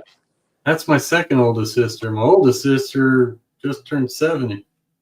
Your second oldest sister's right in my wheelhouse. And my youngest sister is 62. And then there's me at 51. Wait, whoa, Jeff. Wait, whoa, buddy. Now I thought that name was familiar. Dude, I used to compete in Ghost Recon. The first two or three that they made. Close Combat, one of the best series ever made. I have all that stuff. Some got Jeff excited here. Yeah, dude. Someone's got Jeff all fired up. I love all the Ghost Recons. We used to get on there on the weekends, me and 3 or 4 other guys, and we would co-op the missions. It's funny, too, because we used to struggle with one of the first ones where you got to go into that cave and get that guy out of that cave and take out the 2 guards around him. We used to struggle with that. That was, and then my thing is, it's kind of like Call of Duty, the same thing in Rainbow Six, Raven Shield. So we used to compete. We started Delta Force 2, Ghost Recon. We played Rainbow Six as far as Raven Shield, and then they screwed that up with the Vegas ones, or as far as competition on the PC. And the Call of Duty ones, we stopped competing in Call of Duty after United Offensive because it started becoming a port and it sucked. But I'm sure they made much more money off making the console versions. Jeff said duty. We used to have so much fun playing it, and I actually have them. You know, I have all the discs, the CDs or DVDs, but I also have them all on Steam now. And every time I turn my Steam on, after I go through the 500 and some games I have in Steam, and I'm telling myself I want to play Ghost Recon, I'm too tired to play after I went through the list.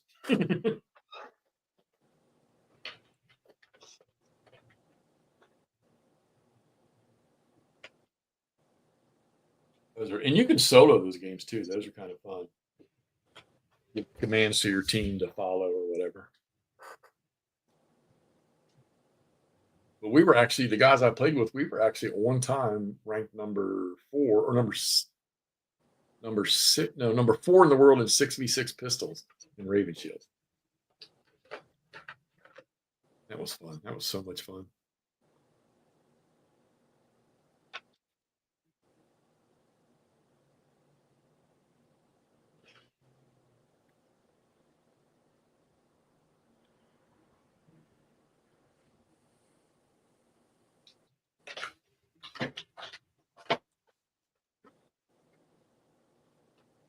Matter of fact, my Steam logo is the Ghost Recon logo from the first or second game. I think it's the first one.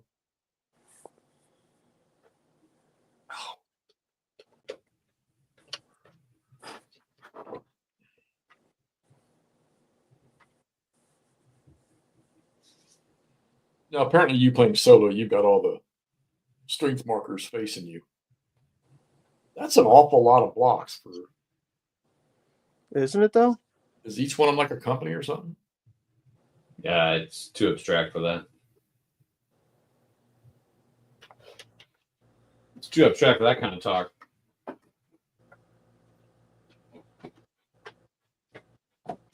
Oh, I'd be so screwed up if you Oh. bumped one of those trays, flipped it all on the ground. F. Lee escaped from the For the People box. Oh, like Longstreet did from the other game? Yep. Better go call Lisa. But I found this one. Yeah. I don't need her. I found it myself. I'm a big boy now. You should be careful. Talking about how you don't need Lisa and stuff. It was just to find counters. She taught me the way. Better put this board hard back For the People board back before I snap it in half. Yeah, this guy's got anger issues. You see my therapist next Thursday. I'll talk to her about it. Big time. How do I not snap my boards in half? She'll be like, well, stop having those guns on your shoulders. Oh yeah, baby. Look how big they are. Todd, your camera's pointed at your board. Oh man, I was gonna look, man. I want to know how big your muscles are. Forced perspective. Hell yeah. There you go, guys. There's the preview for Todd's OnlyFans. That's what Gamers for Coffee gets for buying a membership. Thanks, sir. You hear that, Jeff? Wow. Todd understands how this works. Oh, I haven't Show showed you fans what they want. I've got all 4 boxes of cameras, headsets, and microphones sitting here for you guys. And there they will sit. Yeah, we're going to go back to Jeff's board while Why? wardrobe. So you can show us all these cameras, microphones, and headsets. Stepping out. Be right back. Chat amongst yourselves. Troopies, and we got KGL, and we got 95th Rifles in the San. Meandering Mike is live. Maybe we should jump over there. Maybe is he actually doing something? Maybe he's playing that game you were playing. Someone check it out. What's he doing? I'll be right We back. got cannons.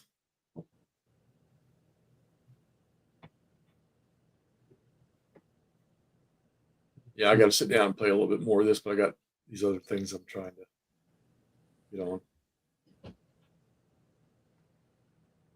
Let's see. Dude, I cannot believe how freaking tired I am. Oh yeah, man, your Mike's doing a New Year's Live. New Year's Live what? New Year's Live meanderings, channel direction, and giveaway. Oh, he's doing a giveaway. Run!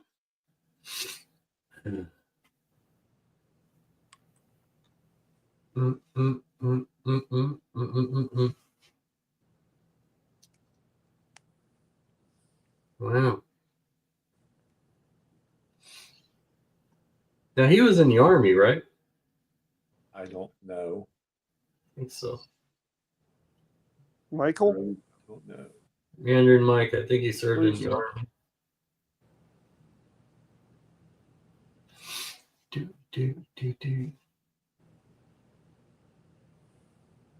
It don't matter. Tomorrow's the big game. Arizona State, baby, plays Texas tomorrow. No, that was a good run. I know.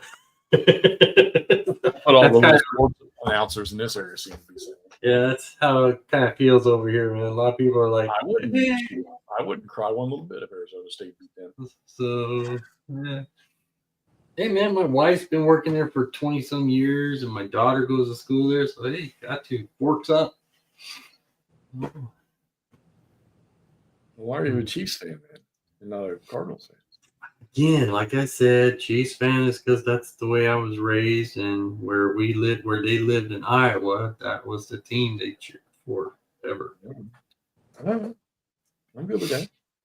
My dad raised me right. He said, "You're going to be a Chiefs fan." So,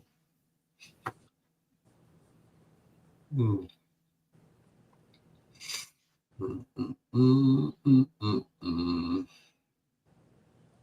right. Well, Yeah, I need to move back to Iowa, man. Huh? Why?